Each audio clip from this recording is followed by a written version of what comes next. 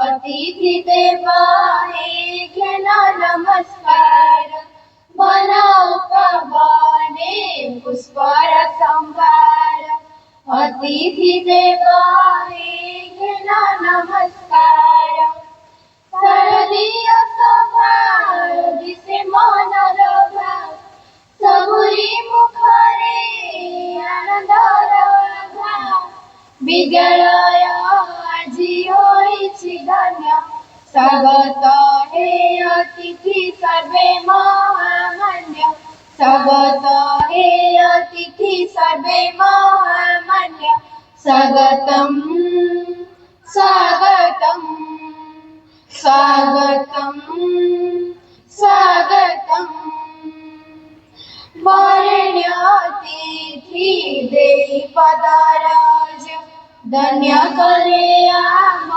विद्यालय आज वरेण्य अतिथि देई पदराज धन्य करे आम विद्यालय आज हृदय तंत्री रे वीणार झंकार अधीराय मन बुझे सात सुरा सात सुरे नाचे मन छम छम छम स्वागतम् स्वागतम् अतिथि हे तुमको स्वागतम् करपत्र जोड़ी करू निवेदन कृतार्थ करिबे आशीष देन करपत्र जोड़ी करू निवेदन कृतार्थ करिबे आशीष देन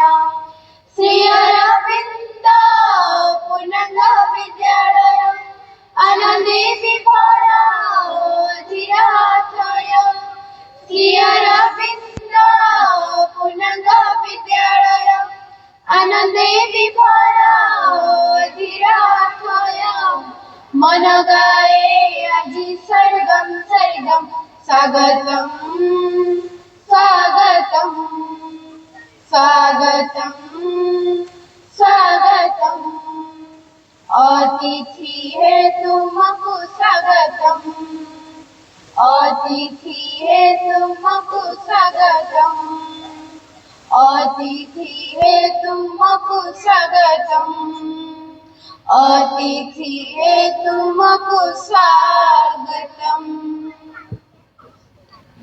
ବର୍ତ୍ତମାନ ଆମର ଅନୁଷ୍ଠାନ ପ୍ରିୟ ଅପା ତପସ୍ୱିନୀ ଅପାକୁ ଅନୁରୋଧ କରୁଛି ସେ ଆସିକି ଏଠି ଦୁର୍ଗା ସ୍ତୋତ୍ର ଅଧ୍ୟୟନ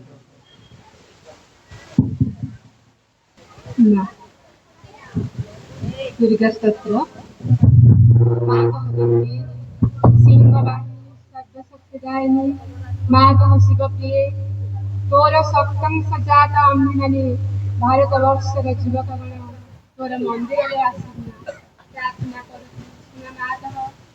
भारतवर्ष प्रकाश माँ जुगे जुगे मानव शरीर अवतीर्ण हो जन्मे जन्मे तोर ही कार्य करिए तो आंधधाम फिर जाऊ एथर भी जन्म होई तहरी कार्य ही आमे माने जाति शुण माता यही भारतवर्ष सहाय हुआ माता दुर्गे सिंह बाहिनी त्रिशूलधारिणी वर्णावृत सुंदर शरीर माता जयदायिनी तो प्रतीक्षारे भारत रही अछि तोर तुही मंगलमय मूर्ति देखिया उत्सुक शुण माता यही भारतवर्ष आविर्भूत प्रकाश हुआ माता दुर्गे बलदायिनी प्रेमदायिनी ज्ञानदायिनी शक्ति स्वरूपिणी भीमे सौम्य रौद्र रूपिणी जीवन संग्रामी भारत संग्रामी तोर प्रेरित योद्धा आम्भे माने दिय मां प्राणे मने असुरर शक्ति असुरर उद्यम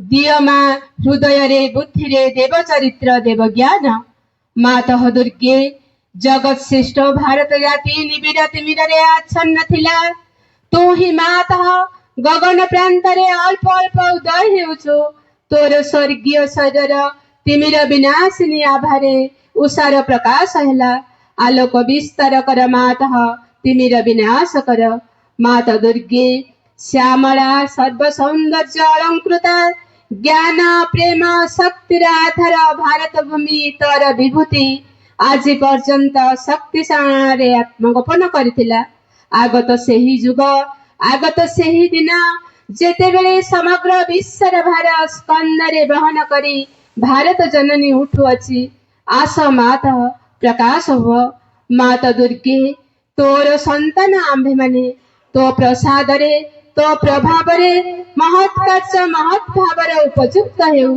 हे माता विनाश कर क्षुद्रता विनाश कर स्वार्थ विनाश कर भय माता दुर्गे काली रूपिणी नुमुंड मारिनी दिगंबरे रूपाण पाणी देवी असुर विनाशिनी क्रूर निनादरे अंतस्तरी को विनाश कर गोटे भी जेपरी आम्भ मानक मध्य जीवित रही न पारे विमल निर्मल जेपरी हेउ यही प्रार्थना माता प्रकाश हो माता दुर्गे स्वार्थ भय क्षुद्राशयतरे म्रियमाण भारत हे माता आम मानक महत् कर महत् प्रेयसी कर उदर चेता कर सत्य संकल्प कर जेपरी आउ अल्पासी निश्चेष्ट अलस भयभीत नहीं हो माता दुर्गे जोग शक्ति विस्तार कर आमे ही तर प्रिय संतान आम मानक मध्य लुप्त शिक्षा चरित्र मेधा शक्ति श्रद्धा भक्ति तपस्या ब्रह्मचर्य सत्य ज्ञान विकास करी जगत रे वितरण कर मानव सहाय दुर्गति नाशिनी जगदम्बे प्रकाश हो माता दुर्गे अंतस्तरी को संहार करी बाहर बाधा विघ्न निर्मूल कर बलशाली पराक्रमी उन्नत चेतार्ज जाति भारतर पवित्र काननी उर्वर क्षेत्रे गगन सहचर पर्वत तले भूत सल्ला नदी तीरे एकता प्रेम सत्य शक्ति शिल्प साहित्य विक्रम ज्ञान रे श्रेष्ठ निवास करू मातृचरण रे यहाँ ही प्रार्थना प्रकाश हुआ माता दुर्गे आम्भ मानक मध्य जोग बल प्रवेश कर आम्भे माने हई उठिबु तोर यंत्र अशुभ विनाशी तरबारी अज्ञान तिमिर विनाश प्रदीप हे माता भारतर युवक गणंकर ही वासना पूर्ण कर जंत्री हई यंत्र चलाओ अशुभ मंत्री हई तरबारी घुराओ ज्ञान दीप्ति प्रकाशिनी हई प्रदीप धर प्रकाश हुआ माता दुर्गे तते पाइले आउ विसर्जन करिबु नाही श्रद्धा भक्ति प्रेमर डलरे बांधी रखिबु आस माता आम्भମାନଙ୍କ मन प्राण शरीरले प्रकाश हुଅ वीरमार्ग प्रदर्शिनी आस ଆଉ ବିସର୍ଜନ କରିବ ନାହିଁ। ଆମ୍ଭମାନଙ୍କର ସମଗ୍ର ଜୀବନ ହେଉ ନିରବଚ୍ଛିନ୍ନ ଦୁର୍ଗା ପୂଜା। ଆମ୍ଭମାନଙ୍କର ସକଳ କାର୍ଯ୍ୟ ଅବିରତ ପବିତ୍ର ପ୍ରେମମୟ ଶକ୍ତିମୟ ମାତୃସେବା ବ୍ରତ ହେଉ। ଏହା ହିଁ ପ୍ରାର୍ଥନା ମାତଃ ଭାରତରେ ଆବିର୍ଭୂତ ହୁଅ ପ୍ରକାଶ ହୁଅ ମା ପ୍ରକାଶ ହୁଅ।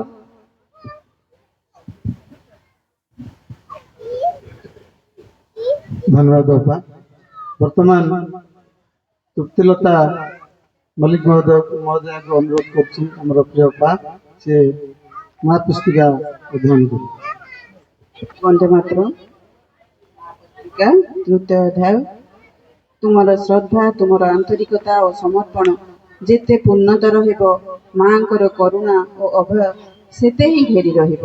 जदि माँ भगवती करुणा और अभय तुम संगे रही तेबे आउ एपरी कौन अछि जहाँ तुमको स्पर्श करिब बा आउ काहाकु तुमे भय करिब। एही कृपारु अल्प टिकिए भी तुमको सकल बाधा विपत्ति और संकट रु पार करिदेब। तांकर पूर्ण उपस्थिति जदि तुमको आवृत करि रखे तेबे निरापदरे तुम पथरे तुमे चली जाई परिब। कारण से पथ हैला मांकर ए जगतरे हेउ बा अदृश्य जगत समूहरे हेउ कोनोसी शत्रु शक्ति ताहा जेते शक्तिशाली हेउ ना काहेकि तुमको स्पर्श करि परिबो नाही। कोनोसी विभीषिका तुम चिंतार कारण होई परिबो नाही। एही करुणार स्पर्शरे संकट सुजोगरे व्यर्थता सार्थकतारे दुर्बलता अमोघ सामर्थ्य परिणत हुए। कारण दिव्य जननींकर अनुकंपा हैला परमेश्वरଙ୍କ अनुमति एबे हेउ बा परे हेउ ताहार फल सुनिश्चित पूर्व निर्दिष्ट अवश्यंभावी और अनिवार्य। माँ वर्तमान रोजालिन दास अपा को अनुरोध कर ध्यान प्रस्थान करें। वंदे मातरम। फेब्रुआरी 10, 1914। हे भगवान हृदय शांति मनरे ज्योति सह आम्भे माने अंतर तोते जीवंत भाव अनुभव करुजे रसाल चित्तरे प्रशांत चित्तरे आमे घटनावली को अपेक्षा करूँ। यह जानी जे तोर पथ सर्वत्र विद्यमान कारण से मध्य आम अंतर रही सकल अवस्था मध्य भी आमे तो बाणीर होई पारू विघोषक होई पारू तोर कर्मर सेवक प्रशांत और विशुद्ध भक्ति सह आमे तोते प्रणाम करुछु। तोते ही आमे सभार एकमात्र सद्वस्तु बोली वर्ण करुछु। धन्यवाद। वर्तमान मोर रमेश भाई कुमार मल्लिक महोदय को अनुरोध कर सावित्री पठन कर। Savitri, Book 3, The Book of the Divine Mother, Canto 4, The Vigil and the Boon, page 345. His prayer sank down in the resisting night, oppressed by the thousand forces that deny, as if too weak to climb to the Supreme. But there arose a wide consenting voice. The spirit of beauty was revealed in sound. Light floated round the marvelous vision's brow, and on her lips the immortal's joy took shape. O strong forerunner, I have heard thy cry. One shall descend and break the iron law. Change nature's doom by the lone spirit's power. A limitless mind that can contain the world, a sweet and violent heart of ardent calms, moved by the passions of the gods shall come. All mights and greatness shall join in her. Beauty shall walk celestial on the earth. Delight shall sleep in the cloud net of her hair. And in her body as on his homing tree, immortal love shall beat his glorious wings. A music of griefless things shall weave her charm. The heart of the perfect shall attune her voice. The streams of heaven shall murmur in her love. Her lips shall be the honeycomb of God. Her lips shall be the honeycombs of God. Her lips is golden jars of ecstasy. Her breast the rapture flowers of paradise. She shall bear wisdom in her voiceless bosom. Strength shall be with her like a conqueror's sword, and from her eyes the eternal bliss shall gaze. A seed shall be sown in death's tremendous hour, a branch of heaven transplant to human soil. Nature shall overleap her mortal step, fate shall be changed by an unchanging will.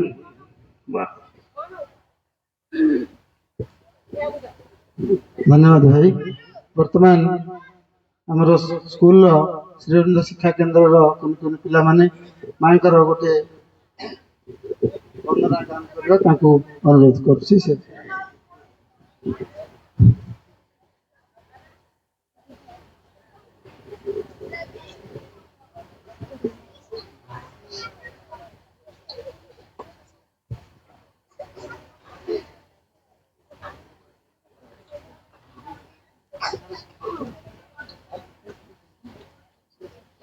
केते सारा धारे केते निबिड़रे धरिछ आमकु कोळे अनुभव करी पारुनाहु बोली खोजुअछु सदा बेळे केते सरधारे केते निबिड़रे धरिछ आमकु कोळे अनुभव करी पारुनाहु बोली खोजुअछु सदा बेळे जानी पारुनाहु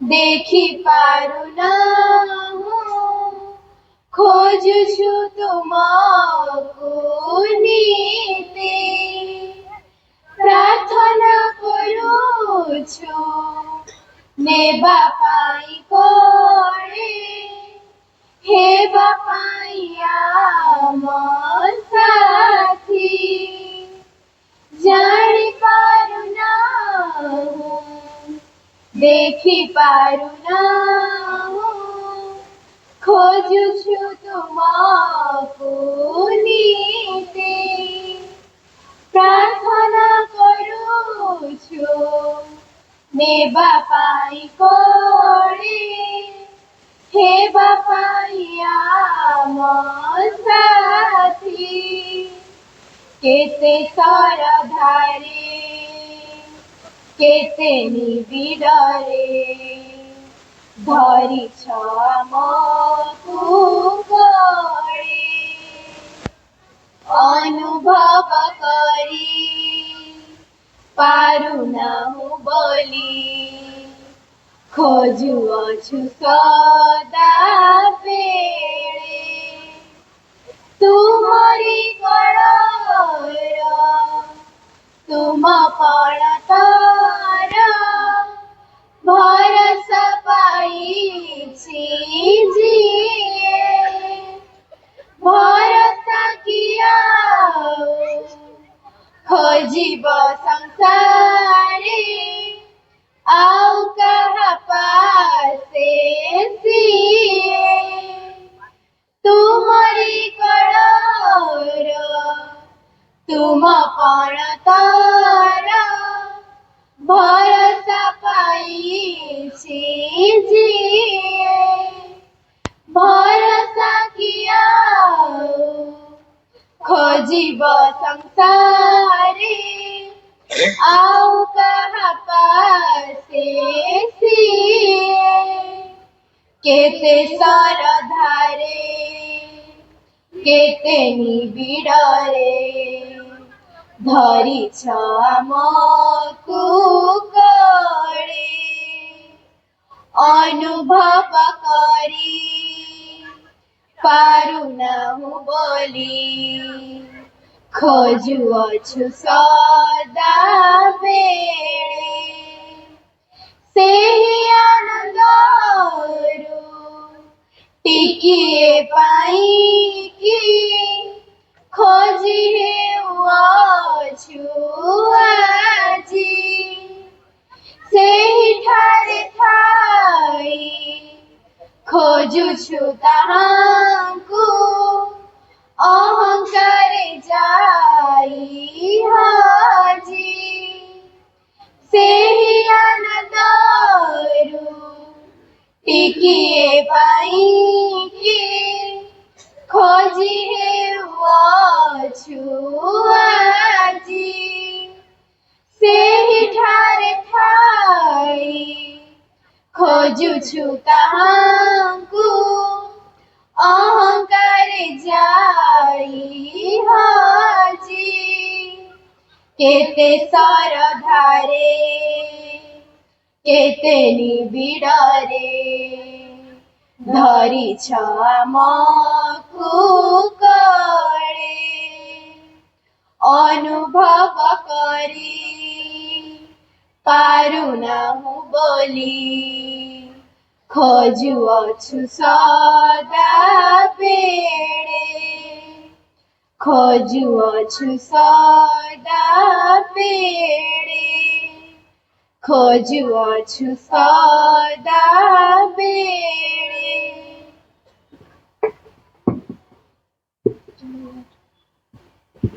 ଧନ୍ୟବାଦ କୁନି କୁନି ପିଲାମାନେ ବହୁତ ମାଙ୍କର ସୁନ୍ଦର ଭଜନଟିଏ ପରିବେଷଣ କଲେ।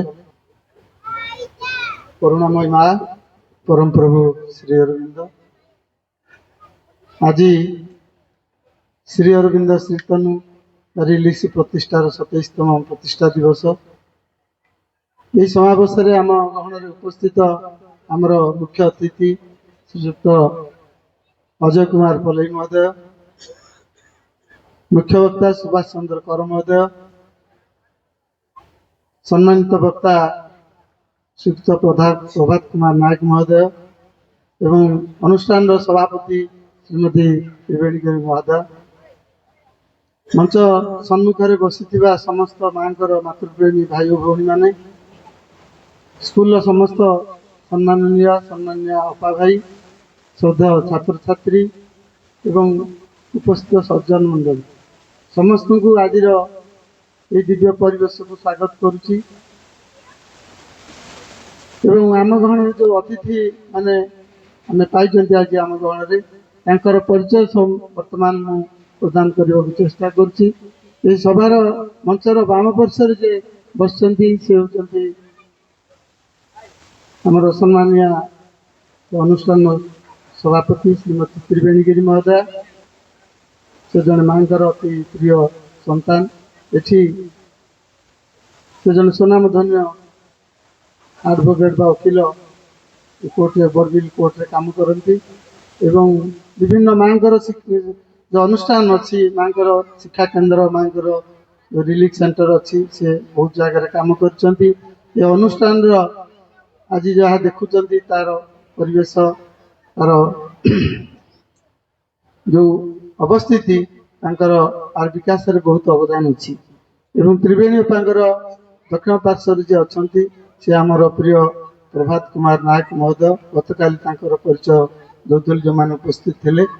ସେ ଶ୍ରୀମା ଶ୍ରୀ ଅରବିନ୍ଦଙ୍କର ଯେଉଁ ଯୋଗଦର୍ଶନ, ସାରା ମାନବ ଜାତିକୁ ଯେଉଁ ଆମ ପାଇଁ ଯେଉଁ ଅବତାର ନେଇକି ସେ ଆସିଛନ୍ତି, ଆମମାନଙ୍କ ପାଇଁ ଯେଉଁ ମହାନ କଥା ବା କାର୍ଯ୍ୟ କରିବା ପାଇଁ ବା ଶିକ୍ଷା ଦେବା ପାଇଁ ଆସିଛନ୍ତି, ତାକୁ ସେ ସାରା ଓଡ଼ିଶାର ପ୍ରତ୍ୟେକ କୋଣ ଅନୁସାରେ ବିଭିନ୍ନ ଗାଁ ଶିକ୍ଷାୟତନ ମାନଙ୍କରେ ତାକୁ ଆମମାନଙ୍କୁ ସବୁ ଏ ବିଷୟରେ ଅବଗତ କରାଉଛନ୍ତି ଏବଂ ମାଙ୍କର ଜଣେ ଅତି ପ୍ରିୟ ସନ୍ତାନ। ସୁଭାଷ ଭାଇଙ୍କର ଦକ୍ଷିଣ ପାର୍ଶ୍ୱକୁ ଯିଏ ଅଛନ୍ତି ସେ ହେଉଛନ୍ତି ଇଞ୍ଜିନିୟର ସୁଭାଷ କର। ତାଙ୍କର ସାହିତ୍ୟ କ୍ଷେତ୍ରରେ ଅଗାଧ ପାଣ୍ଡିତ୍ୟ ଅଛି ଏବଂ ସେ ମଧ୍ୟ ମାଙ୍କର ଶ୍ରୀ ଅରବିନ୍ଦଙ୍କର ଯୋଗଦର୍ଶନ ସମ୍ବନ୍ଧରେ ମୂଲ୍ୟବାନ ତଥ୍ୟ, ମୂଲ୍ୟବାନ ଜ୍ଞାନ ବିଭିନ୍ନ ଜାଗାକୁ ଭ୍ରମଣ କରିକି ଆମମାନଙ୍କୁ ସବୁ ଅବଗତ କରୁଛନ୍ତି। ଆମମାନେ ସେ ବିଷୟରେ ଜାଣିକି ଅବଗତ ହେଇକି ଆମ ଜୀବନରେ ତମେ ଆଚରଣ କରିବା ପାଇଁ ଚେଷ୍ଟା କରୁଛୁ। ଏବଂ ମୁଁ ନିଜେ ଶରତ କୁମାର ଭଞ୍ଜ ଏ ଅନୁଷ୍ଠାନର ସମ୍ପାଦକ କାର୍ଯ୍ୟ, ଏସବୁ ଔପଚାରିକ ଦୃଷ୍ଟିରୁ ସମ୍ପାଦକ କାର୍ଯ୍ୟ କୁହାଯିବ, କିନ୍ତୁ ମାଙ୍କୁ ଭଲ ପାଏ, ମାଙ୍କର କାର୍ଯ୍ୟ କରୁଛି। ଆଉ ଅଧ୍ୟାପନା ହେଉଛି ମୋର ପ୍ରଫେସନ। ଆଜି ହେଉଛି ଏଇ ମାଟି ପାଇଁ ଗୋଟେ ପବିତ୍ର ଦିବସ, ଯେ ଶ୍ରୀ ଅରବିନ୍ଦଙ୍କର ଶ୍ରୀ ତନୁବା, ତାଙ୍କର ଦେହର ଯୋଉ ଅଂଶ, ଯୋଉ କେଶ ନଖ ଯେମିତି ବୁଦ୍ଧଦନ୍ତ ଅଣାଯାଇକି ପ୍ରତିଷ୍ଠା କରାଯାଇଥିଲା, ସେଇଭଳି ଶ୍ରୀ ଅରବିନ୍ଦଙ୍କର ଦେହାଂଶ ଏଠି ପ୍ରତିଷ୍ଠା ହେଇଛି। ସେ ସ୍ୱୟଂ ଏଠି ବିଦ୍ୟମାନ ଅଛନ୍ତି ଏବଂ ତାଙ୍କର ଯୋଉ ମୂଲ୍ୟବାନ ବହୁତ ଯେତେ ମହାନ ଗ୍ରନ୍ଥ ଅଛି ବା କାବ୍ୟ ଅଛି, ଭାରତବର୍ଷର ଯେମିତି ଗୀତା, ମହାଭାରତ, ସେଇଭଳି ସାବିତ୍ରୀ ସାରା ବିଶ୍ୱର ଦିବ୍ୟ ଗ୍ରନ୍ଥ। ମା ବହି ଯୋଉ ପଢିଲେ, ଦୁର୍ଗା ସ୍ତୋତ୍ର ଏବଂ ସାବିତ୍ରୀ, ଏ ଯୋଉ ପରମଙ୍କ ସମ୍ବନ୍ଧରେ ଯଥାର୍ଥ ଜ୍ଞାନ, ଯଥାର୍ଥ ବିବରଣୀ ଏବଂ ମଣିଷର କଣ କର୍ତ୍ତବ୍ୟ, ତାର ଭବିଷ୍ୟତ ନିୟତି କଣ, ଆମେ ଯୋଉ ଅବସ୍ଥାରେ ଆଜି ଅଛନ୍ତି, ଆମର ନିୟତି ବା ଶେଷ ପରିଣତି ଏହା ନୁହଁ, ଆଉ ଗୋଟେ ଭବିଷ୍ୟତ, ଗୋଟେ ଉଜ୍ଜଳମୟ ଭବିଷ୍ୟତ ମାନବ ଜାତିକୁ ଅପେକ୍ଷା କରିଛି, ସେଇ ସମ୍ବନ୍ଧରେ ସେ ଆଲୋଚନା କରିଛନ୍ତି। ବର୍ତ୍ତମାନ ମୁଁ ଆଉ ସମୟ ନେବି ନାହିଁ, ଶୀତ ପଡୁଛି ଏ ଅଞ୍ଚଳରେ।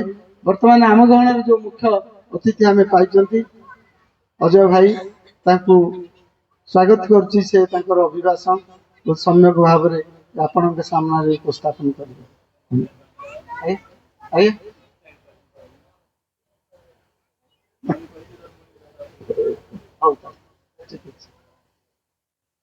ପ୍ରଭାତ ଭାଇ ଆଗରୁ କହିଥିଲେ, ମତେ ସୂଚନା ଦେଇଥିଲେ ଯେ ତାଙ୍କର କାର୍ଯ୍ୟ ଅଛି, ସେ 8ଟା ସୁଦ୍ଧା ପଳେଇଯିବେ। ମୁଁ ଭାବୁଥିଲି ମୁଖ୍ୟ ଅତିଥିଙ୍କ ଅଭିଭାଷଣ ପରେ ସେ କହିବେ ବୋଲି, କିନ୍ତୁ ତାଙ୍କ ଅନୁରୋଧକୁ ରକ୍ଷା କରି ବର୍ତ୍ତମାନ ପ୍ରଭାତ ଭାଇକି ଅନୁରୋଧ କରୁଛି, ସେ ଆଜିର ଯୋଉ ବିଷୟବସ୍ତୁ ଅଛି ସାବିତ୍ରୀରେ ଯୋଉ ବର୍ତ୍ତମାନ ପଢୁଥିଲେ, ଯେ ଫେଟ୍ ସାଲ୍ ବି ଚେଞ୍ଜ ବାଇ ଆନ୍ ଅନଚେଞ୍ଜିଂ ୱିଲ୍, ସାବିତ୍ରୀରେ ଗୋଟେ ଧାଡି ଅଛି, ସେଇ ବିଷୟରେ ସେ ଆପଣମାନଙ୍କ ପାଖରେ ଆଲୋକପାତ କରିବେ।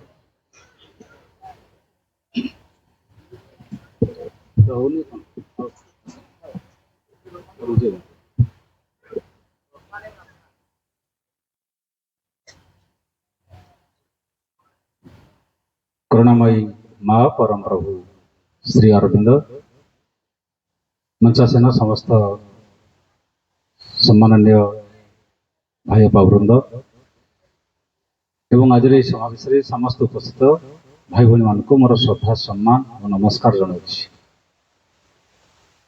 ଶ୍ରୀ ଅରବିନ୍ଦଙ୍କର ପବିତ୍ର ଦେହାଂଶ ପ୍ରତିଷ୍ଠାର ଆଜି ଏ ବାର୍ଷିକ ଉତ୍ସବର ଦିନ, ଶ୍ରୀ ଅରବିନ୍ଦଙ୍କ ସମ୍ପର୍କରେ ଆମେ ଯେତେବେଳେ ଚିନ୍ତା କରୁ,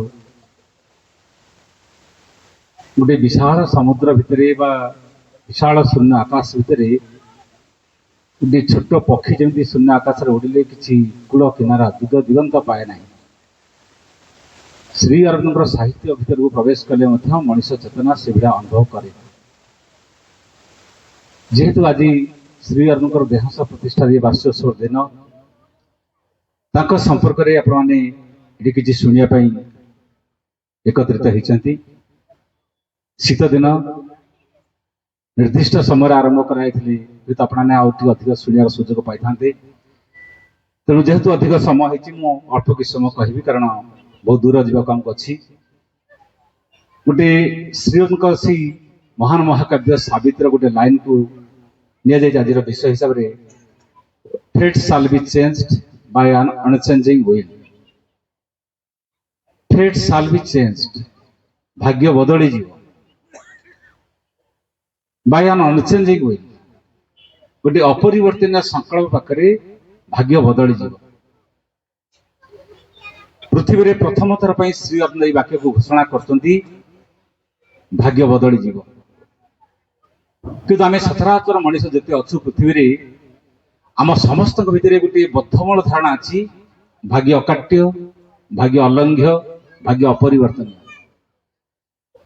भाग्य के बदल ना आम समस्त भाग्यर दास बोली कहूँ लोक मैंने कथा कहती जेड़े इच्छा तेणे जा भाग्य घेनी बुलू था या कहती लोक मैंने पुणी कहती दैव दौड़ी मनीष गाई जेड़िकी टाण सेणिकी जाई दैव को दौड़ी बोली कहती मनीष गाई बोली कहती मुझे से वाक्य को भावे दैव जदि दौड़ी है मनीष जदि गाई है से दौड़ी किए टाणुचे ना गाईटा मन मन पड़े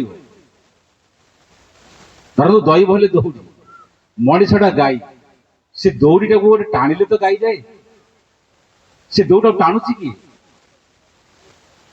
इतने कथा में कहीं भावतनी कहवा कथा कही दिखती किछ किछ लोग कहती भगवान का इच्छा बिना गचर पत्र टी हले ना यह भी कहते हैं समझते भगवान इच्छा बिना गचर पत्र टी हले ना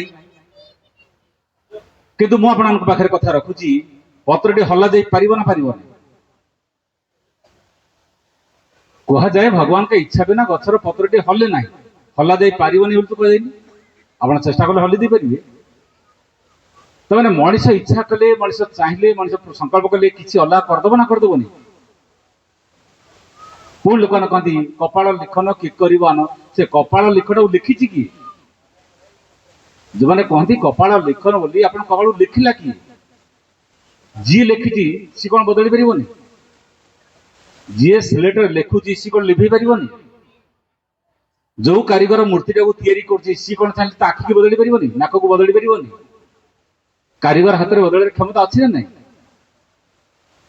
लोक मैंने पुणी कहती विधिर विधान कि करन से विधिर विधान कि करन जो मैंने कहती से विधिर विधान को तैयारी कला कि जो विधि विधिर विधान को तैयारी कर विधि कौन चाहिए विधान को बदल पारे जो सरकार संविधान को तैयारी कले संविधान कहीं तैयारी मनीष श्रृंखलित भाव में बंचब समाज में श्रृंखलित चलो तो संविधान तैयारी से सरकार कौन संविधान को बदलू ना सी कौन चाहिए बदली पारे ना एवं संविधान को जी बदलुची सी किए सी गोटे सरकार गोटे मनुष्य किसी मनीष मान तो नहीं सरकार यही कथा को जब चिंता करवा मनीषर भाग्य कहीं बदल मनीषर भाग्यटा बर्तमान क्या हाथ में अच्छे गोटे सब पावरफुल लैंग्वेज लिखते से बही man can accept his fate he can refuse मनीष भाग्य को मानि पारे एक्सेप्ट हिज फेट भाग्य को स्वीकार करें ही कैन रिफ्यूज भाग्य को न मानि पारे भाग्य कौन आप आज राति लंका खाइबे काली सकाल को पेट काटो आज जहाँ खाइले आसंता काली की पेटर भाग्य सहीटा आप लंका कहीं खाइले आज आप जमी कर्म कले आसंता काली तार फलटा फल सहीटा भाग्य भाग्य मान गोटे 100 वर्ष आगुरी किए लिखिदे नुहे भलरे बुझंतु आज्ञा आज जदि पिलाटे पाठ पढ़ुना बुलूची ए वर्ष परीक्षा से फेल हम यहाँ भाग्य तेणु भारत वर्ष संस्कृति तीन कथा कहुए गोटे हूँ प्रारब्ध गोटे हूँ क्रियमाण आ गोटे संचित प्रारब्ध माने जहाँ पूर्व बर्तमान आप भोगुंट से प्रारब्ध आप मनुष्य जन्म पाई यही परिवार जन्म होती बापा माँ पाखक आसती अवस्था भर यहाँ प्रारब्ध कौन से पूर्व जन्म में आप जमी कर्म करते से कर्मर परिणाम स्वरूप आपको जन्म दिखाई यहाँ हूँ प्रारब्ध ये भाग्य बोली कहुए एवं क्रियमाण हूँ आप बर्तमान जहाँ करुँचा बर्तमान क्रियमाण जमी करेंगे आपको सेमती फल मिल जमी धान बुणवे धान अमल करेंगे गहम मिलना रास्तार कंटा बुणवे कंटा पर चलिए फूल पर चलिए ना फूल बुणिले फूल पर चलिए कंटा बुणिले कंटा पर चलिए यहाँ क्रियमाण मनीष जमी करमती तार फल पाइब संचित हूँ आप आज जहाँ कर परवर्ती दिन भोग करेंगे आज यदि चाष कर आर वर्ष को अमल करेंगे यहाँ संचित बैंक टंका रखिंट आप टंका उठेबे यहाँ संचित रखिंट मैंने उठेबे यही वर्ष आज यही मुहूर्त में आम जमी कर्म करमको कर्मर परिणाम सेमती मिल यहाँ हूँ संचित तेणु तीन टा कथा को भारत संस्कृति कराए श्री अरविंद किंतु ये गोटे नुआ प्रकार कथा कहते मनीष चाहिए भाग्य को बदल दे पार बदल क्षमता मनीष हाथ में अच्छी आप पानीटा को ढाड़ीदेवे पानीटा धर्म होती तलू बहीज पानी भाग्य होती निम्न को बह आप पानी को निआरे गरम करूँ तलू नदी ऊपर को उठो जो पानी भाग्य निम्न को बही जा से पानी की निआरे गरम कले पानी निम्न को न बही ऊपर को उठिब अतः पानी भाग्य बदली जी बदल से अग्नि निआ बदल दब मनुष्यर भाग्य होती मनुष्य जन्म होती माने दिने दुख पाए एटा समस्त जीवन लिखा है मनुष्य दिने वार्धक्य भोग कर भी लिखा है आम जीवन में एवं दिने जीवन में मृत्यु आसो ये आम जीवन लिखा है रोग आसो वार्धक्य आसो मृत्यु आसो ये भी मनुष्य जीवन लिखा है भाग्य एमती जड़े कहीं मनुष्य आम कहीपरानी मो जीवन में रोग आसबनी सेमती मनुष्य किए जड़े भी कहीं कहीपर मनुष्य मु दिने जीवन में बुढ़ा हेबी ना सेमती मनुष्य नहांती कहीं भी आम कहीपरानी जे मोर मृत्यु हम ना सेमती मनुष्य कहीं ना जोटा अवधारित जोटा निर्दिष्ट से भाग्य बोली कहु श्री अरविंद कहते यह भी बदली जीव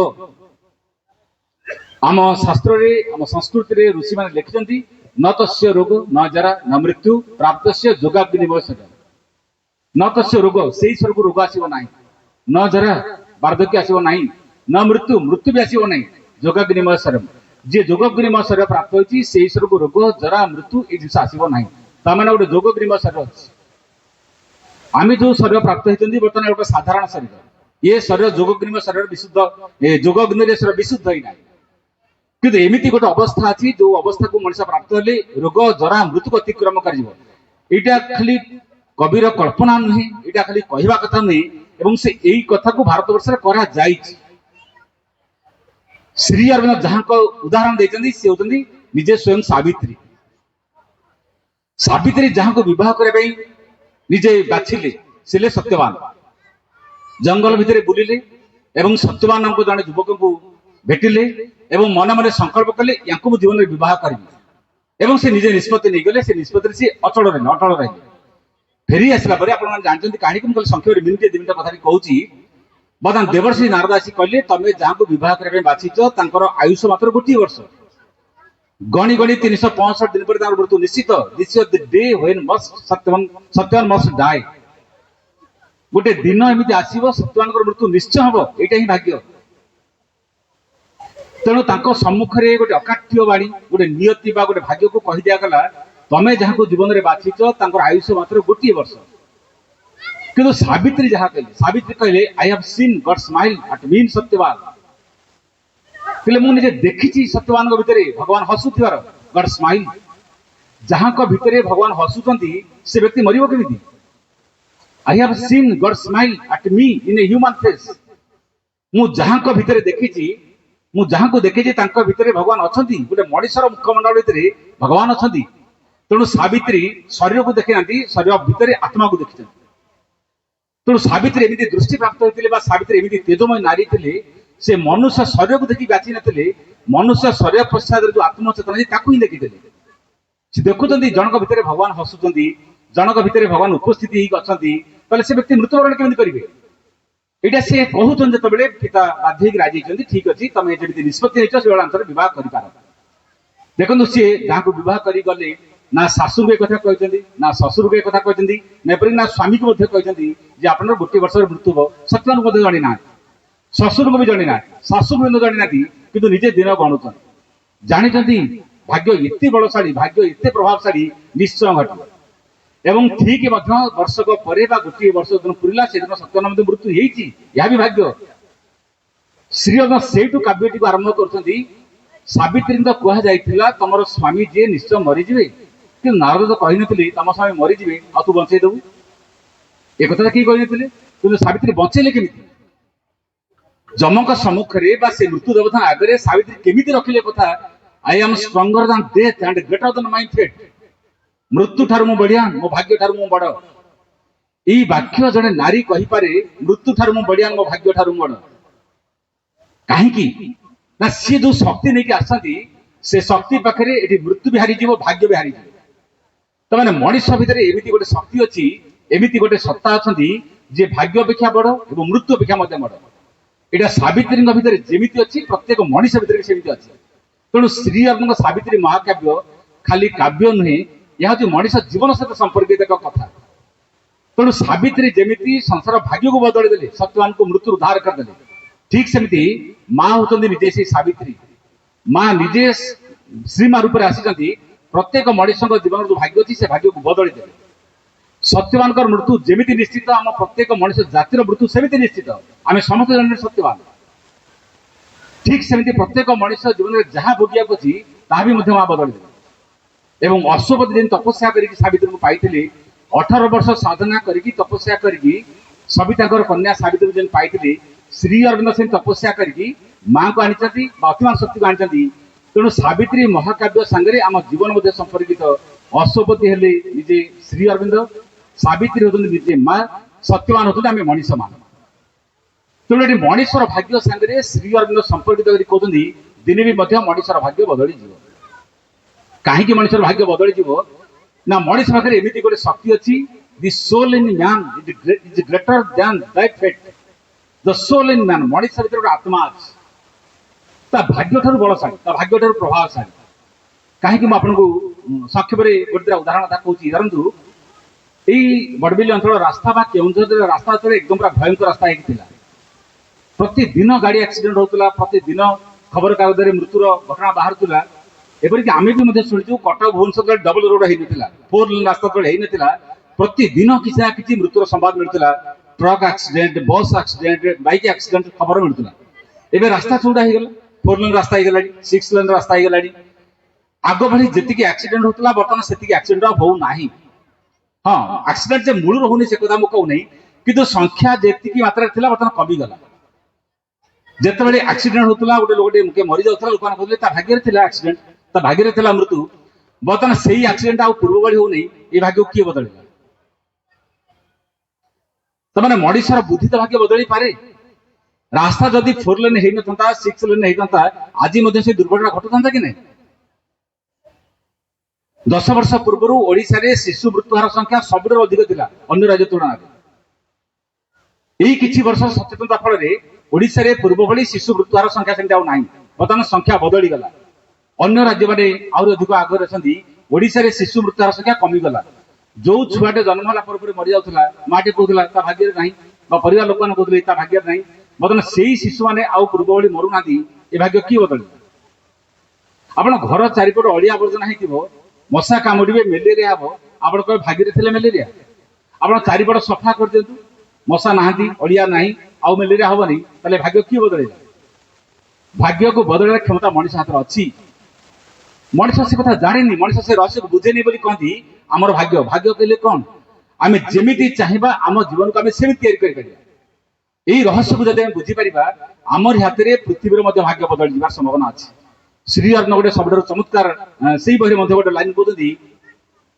आई कैन सेव द अर्थ ए पृथ्वी को रक्षा कर पारि he can consent to be save जदि पृथ्वी निजक रक्षा पाइबा सम्मति दिए अपना बुझते वाक्यर महत्व श्री अरविंद कहते पृथ्वी को मुझे रक्षा करी रक्षा कर क्षमता भी अच्छी जदि निजे पृथ्वी रक्षा पाइबा सम्मति दिए मनीष जदि निजे विनाश मार्ग में जीव मनीष जदि निजे ध्वंस आड़ को जीव किए रक्षा कर किए रक्षा कर भगवान श्रीकृष्ण आसी दुर्योधन घर को शांति प्रस्ताव नहीं आसते बुझेले 5 खंड पड़ा से दे दियो पांडव मान तुम भाई से तुम वंशर से रजा पुओ तुम जमी राज्य अधिकार अच्छी भी राज्य अधिकार अच्छी 5 खंड गाँ दे दियो तुम शांति रह से शांति युद्ध हम ना श्रीकृष्ण बुझे आसते दुर्योधन बुझे था हुए तो युद्ध हो ना दुर्योधन बुझला नहीं युद्ध को डाकी आनिला वंश नाश होगला यही दुर्भाग्य को मनुष्य डाकी पारे मनीष हाथ में एमती क्षमता अच्छी से दुर्भाग्य को डाकी आनीपे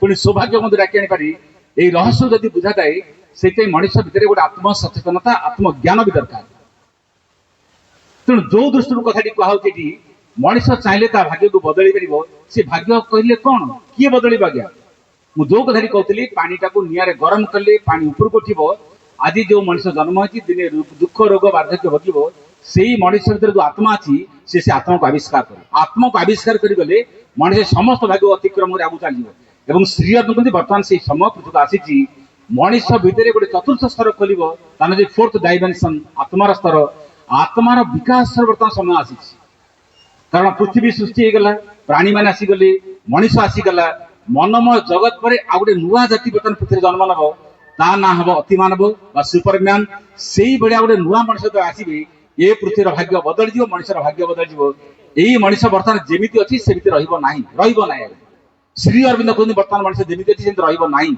कहीं a greater destiny waits you in your front a greater destiny गोटे बृहत्तर भाग्य मनुष्य आगे अपेक्षा करी अछि विराट भाग्य आ श्री अरविंद होचंती सबुठारु आशावादी माँ लिखते ग्रेट हो विराट आशा श्री मनुष्य जाति प्रति पृथ्वी प्रति एते आशा जे एते आशा एमती पृथ्वी कई करना मनुष्य भितर एते संभावना से देखिचंती एई मनुष्य एते उच्चतर स्तर जाई पारे एई मनुष्य खाली देवता हबार तार संभावना अछि आपण कहंतु गोटे पत्थर भितर गोटे सुंदर मूर्ति लुचिक अछि ना नहीं जो पत्थरटा पर आपण चढ़ी की जाउछंती जो पत्थर आपण गोड़े आड़ी दउछंती गोटे भल कारीगर हाथ में पड़गले से पत्थर काली गोटे सुंदर रूप रहिबो सुंदर सुंदर देवतार मूर्ति हेबो जेमिति गोटे पत्थर भितर गोटे सुंदर देवतार मूर्ति लुचिक अछि मनुष्य भितर मध्य जने सुंदर भगवान लुचिक अछंती तेणु जदि मनुष्य भगवान हाथ धरा कि से सुंदर कारीगर हाथ धरा देला बड़ी जदि मनुष्य सुंदर भगवान हाथ धरा दिंदी यही मनुष्य भितर गोटे सुंदर सुषमयुक्त जीवन तैयारी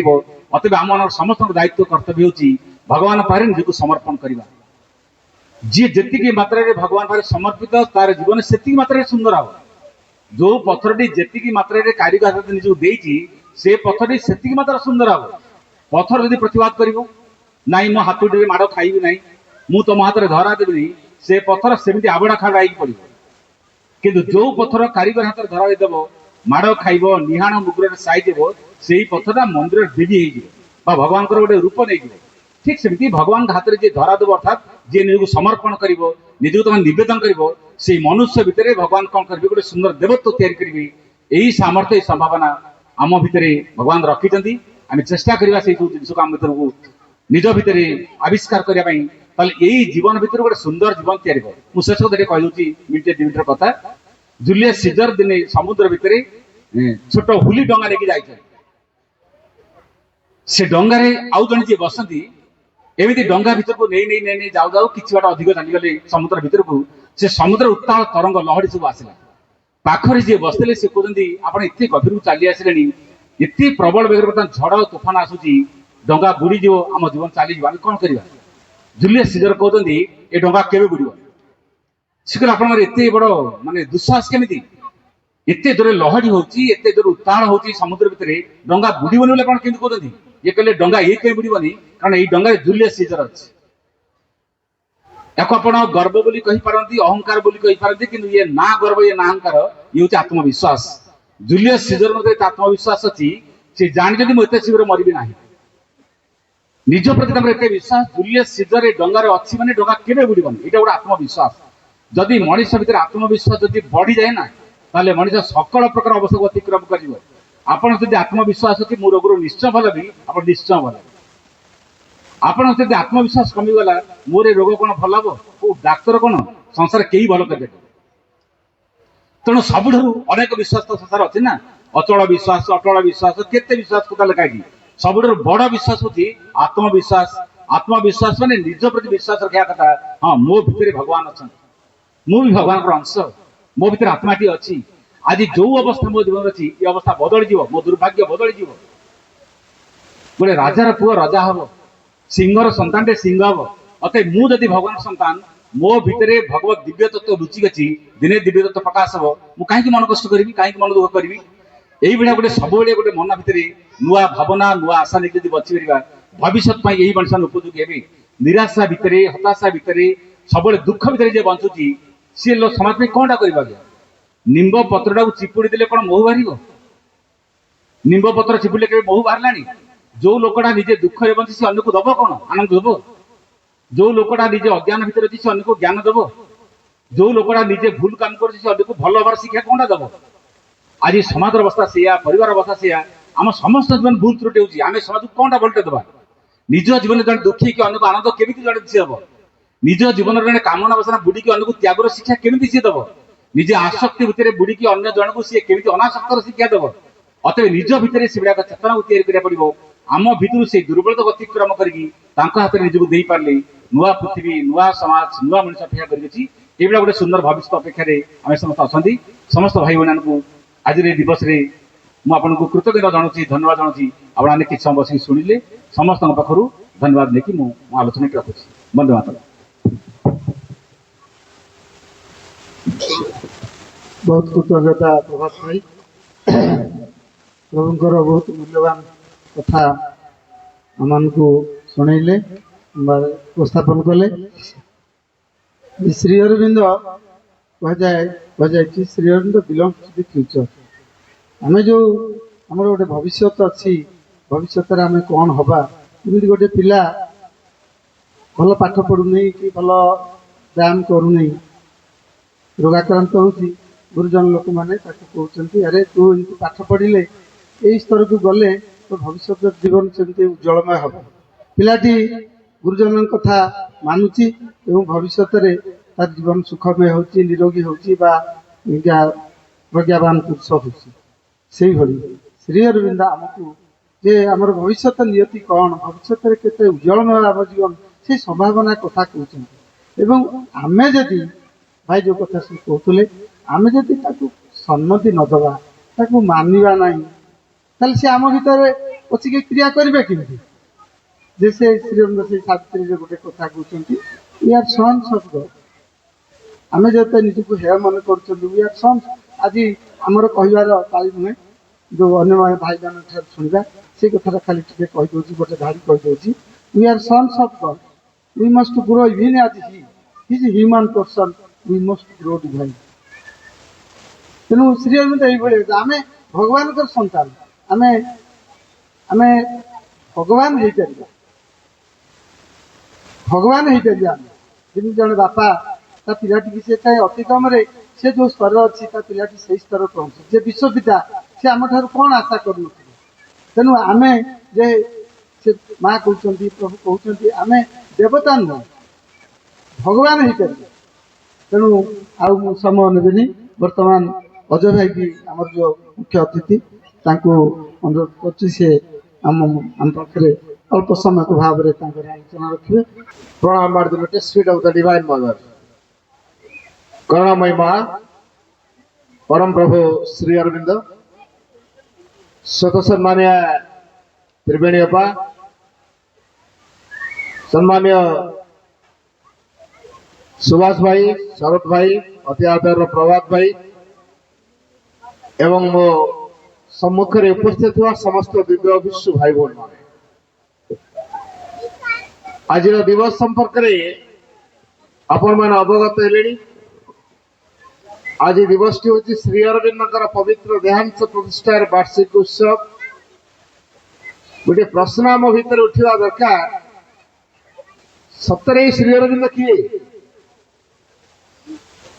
श्री अरविंद जन मानव ना देवता ना जोगी ना साधक कौन हो पारती श्री अरविंद। गोटे कथा माँ जदि न आसी था आम श्री अरविंद को बुझी पारि न था। माँ आगमनी आमको श्री अरविंद को उपलब्धि करिवारे साहाय्य करिछि श्री अरविंद निकटतर करैछि एवं श्री अरविंद जो स्वप्न बा लक्ष्य बा आभिमुख्य ए धरापृष्ठ को आसबारे आम उपलब्धि कर जेतले माँ 11 वर्ष रु 13 वर्ष बयस प्रतिदिन रात्रि अनेक साधु सन्त को स्वप्न देखते ता भीतर केते जन को स्थूल जगत में भेटी एवं परामर्श पाई किंतु जन को से प्रतिदिन राति देखुते माँ को मन में प्रश्न उठुला ये किए से मो स्वप्न में कहीं से प्रतिदिन सहित मोर कौन काम अच्छे भाविले बोध संसार सहित मोर किसी कार्य कर कौ ना डाकिबे माँ तो रही फ्रांस पेरिस सहर श्री अरविंद रही भारत ना माँ जानी श्री अरविंद को ना श्री अरविंद जानी माँ को तेणु माँ कृष्ण नाम अभिहित कले तेणु सबुदिन ये कृष्ण को से आराधना करते एवं भितर भितर आध्यात्म चेतना को से उज्जीवित कर कृष्ण का नाम को आराधना कले तांको भितरे से आध्यात्मिक चेतना विकसित हुए। सौभाग्यक्रमे 1910 मसीह श्रीमानकर स्वामी पॉल रिचार्ड आसी था पंडिचेरी, कारण पंडिचेरी सहर सतले थिला फरासी मानकर उपनिवेश, भारत सरकार को अधीन नथिला, फराई सरकार को अधीन थिला। तेणु श्रीमानकर स्वामी प्रतिनिधि हिसाब रे आछंती एवं भगवान का निर्देश है कि श्री अरविंद को गो टू पंडिचेरी। श्री अरविंद जाई पंडिचेरी रही, कारण ब्रिटिश माने आओ फराई सरकार को कबल श्री अरविंद को नहीं पारे ना, तेणु से सुरक्षित रही पारे, आश्रित होते वर्तमान फराई सरकार पाखे। श्रीमानकर स्वामी जो प्रथम थर पर श्री अरविंद को साक्षात कले, कथबार्ता विमोहित करथिला एवं जानिले ये होते पूरा मॉडर्न जोगी, प्रैक्टिकल लाइफ कथा कहते से कौन सी नियम आवश्यकता नहीं। प्रत्येक व्यक्ति स्वतंत्र भाव में निजर व्यवसाय कर कथा को वेद वेदांत उपनिषद आगुरी के पढ़ी ना, नुआ कथाटे जेहेतु श्री अरविंद मुहर शुणिले, श्रीमा को खबर देले जे पंडिचेरी जन नुआ जोगी आछंती, आईसीएस पास करके आछंती, पूरा प्रैक्टिकल लाइफ कथा कहउछंती। एभली जोगी को आगुरी केबे देखि नथिली, आ मु अल्प समय मिसिया भितरे मु पूरा विमोहित हो जाई। तापर श्रीमा गोटे नक्शा आंकी के देले एवं से नक्शाटी जेतले तांकर स्वामी पॉल रिचार्ड आनी श्री अरविंद को देखैछन, यार अर्थ कौन कहतु। श्री अरविंद तार उत्तर देले, दीटा त्रिभुज, गोटे त्रिभुज ऊर्ध्वा को मुह करछि, सेटा होछि सच्चित आनंद ता तीनोटी बाहु। आ गोटे त्रिभुज जे कि निम्न आड़ को मुह करछि, से होछि जीवन आलोक और प्रेम। एवं ये दुईर समन्वय गोटे मझिरे वर्ग क्षेत्र तैयारी समता, ता भितरे 6टा जलराशि अच्छी, 6 तरंग 6टी तरंग सृष्टि होती, अर्थात 6 थर पृथ्वी सृष्टि होती ध्वंस पाई बहुलता। बर्तमान आम अच्छे 7th क्रिएशन, ता भितरे जो पद्मटी अच्छी से हूँ भगवान प्रतीक। ये उत्तर पाइला परे माँ अरे मो कृष्ण ताहले पंडिचेरी अछंती, मो कौन सी प्रकार साक्षात करी। जहाँ 1914 मसीह मार्च मास 29 तारीख आसी श्री अरविंद को अपराह्न 3:30 समय साक्षात कले। इंडियन कल्चर को अडॉप्ट करने गले, भारतीय संस्कृति को आदरी नहीं गले। भारतीय नारी जमी प्रणाम करती माँ से प्रकार प्रणाम कले। 45 मिनट काल आध्यात्मिक चेतना मध्य डूबी रहे। माँ चाहता श्री अरविंद को, श्री अरविंद चाहता माँ। निर्निमेष नयन माँ और श्री अरविंद साक्षात से दिन जो अनुभूति 30 तारीख मार्च मास 30 तारीख माँ दैनलिपि लिखिले, शत शत गाढ़तम अंधकार ए पृथ्वी निमज्जित रही तार किसी जायस नहीं। काली आम जहाँ दर्शन कलु तांकर उपस्थिति यथेष्ट प्रमाण देउछि ए पृथ्वी अंधकार दूरीभूत व आलोक रूपांतर हो एवं परम चेतना पूर्ण राजत्व करियो। जदि श्री अरविंद उपस्थिति एति प्रमाण देछि तो श्री अरविंद कार्यधारा आउ कौन प्रमाण हो। तेणु माँ बुझीते ये श्री अरविंद निजे परम मानव रूप में मानव को दिव्य मानव परिणत करने। तेणु माँ भाषा ये श्री अरविंद किए? Shri Aurobindo is an emanation of the supreme who came on अर्थ।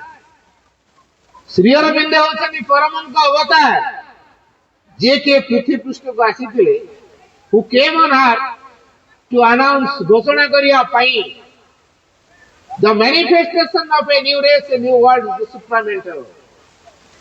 गोटे नुआ जाति सेठी होची अतिमानसर जाति, अतिमानव जाति ନୂଆ ପୃଥିବୀ ସେଟା ହଉଛି ଅତିମାନସର ପୃଥିବୀ ଅଭିବ୍ୟକ୍ତି ହବ। এই কথাটিକୁ ଘୋଷଣା କରିବା ପାଇଁ ନିଜେ ପରମ ବାର୍ତ୍ତା ବହି ଉଦ୍ଘୋଷ କହି ଆମରି ମାନଙ୍କ ପାଖରେ ମାନବ ମାନଙ୍କ ଗହଣକୁ ମାନବୀୟ ସ୍ତରକୁ ମାନବର ଚେତନାକୁ ଆବରଣ କରି ଆଦରି ନେଇ ପୃଥିବୀର ସକଳ ଯାତନାକୁ ଆଦରି ନେଇ ଆମରି ମାନଙ୍କ ମଧ୍ୟରେ ରହି ଆମମାନଙ୍କୁ ଉର୍ଦ୍ଧାହିତ ଛନ୍ଦରେ ଉର୍ଦ୍ଧ୍ୱକୁ ଉଠେଇ ନେବା ସକାଶେ ଆମମାନଙ୍କ ପାଇଁ ତପସ୍ୟା କରି ସାଧନା କରି କଷ୍ଟ ସ୍ୱୀକାର କରି ପୃଥିବୀରେ ଯେତେ ଗରଳ ଅଛି ଯେତେ ବିଷ ଅଛି ସେସବୁକୁ ପାନ କରି ଏ ପୃଥିବୀକୁ ଦିବ୍ୟ ଭାବରେ ଗଢ଼ିବା ପାଇଁ ଅହର୍ନିଶି ତପସ୍ୟାରେ ମଗ୍ନ ରହିଲେ ଏବଂ ତାଙ୍କ ତପସ୍ୟାର ଧାରା ସ୍ୱରୂପ ଏ ପୃଥିବୀରେ ଅତିମାନସ ତେଜ ଆଜି କ୍ରିୟାଶୀଳ ହେଲା।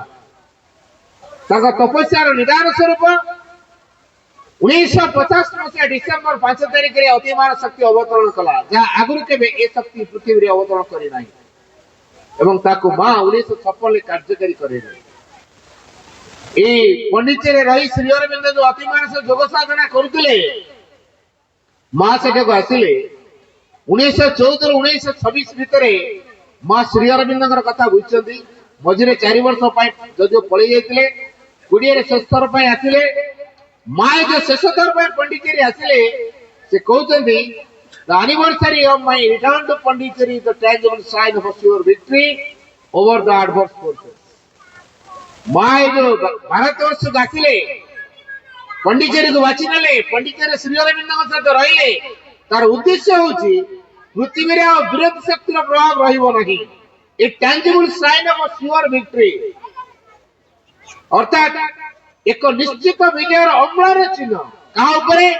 ଓଭର ଦ ଆଡଭର୍ସ ଫୋର୍ସେସ, ବିରୋଧୀ ଶକ୍ତି ମାନଙ୍କ ଉପରେ ପୂର୍ଣ୍ଣ ବିଜୟର ଏକ ଅମ୍ଳାନ ଚିହ୍ନ ସ୍ୱରୂପ ମାଙ୍କର ପଣ୍ଡିଚେରୀ ଆଗମନରେ ବାର୍ଷିକ ସୂଚନା ଦିଏ।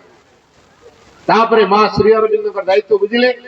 1926 ମସିହାରେ ଭଗବାନ ଶ୍ରୀକୃଷ୍ଣଙ୍କର ଯୋଉ ଚେତନା ଅଧିବାଂଶ ଚେତନା ଶ୍ରୀ ଅରବିନ୍ଦଙ୍କ ମଧ୍ୟକୁ ବିଶେଷ କଲା। ଶ୍ରୀ ଅରବିନ୍ଦ ତାଙ୍କ ଭିତରକୁ ଗ୍ରହଣ କରି ନେଇଗଲେ। ତାପରେ ଅତିମାନସ ଯୋଗ ସାଧନା ଚାଲିଲା। এই যে অতিମାନସ ଯୋଗ ସାଧନା ଚାଲିଲା,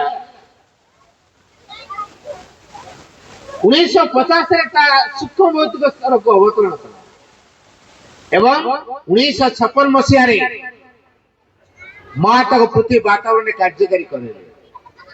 এই ଯୋଉ ସୂକ୍ଷ୍ମ ଭୌତିକ ସ୍ତରରେ ରହିଲା, ସ୍ଥୂଳ ସ୍ତରକୁ ବା ସ୍ଥୂଳ ଜଗତକୁ ଆସିପାରିଲା ନାହିଁ। ମା ଦେଖୁଛନ୍ତି ଗୋଟେ ସୁବର୍ଣ୍ଣ କବାଟ ତାକୁ ଛେକିକି ରଖୁଛି।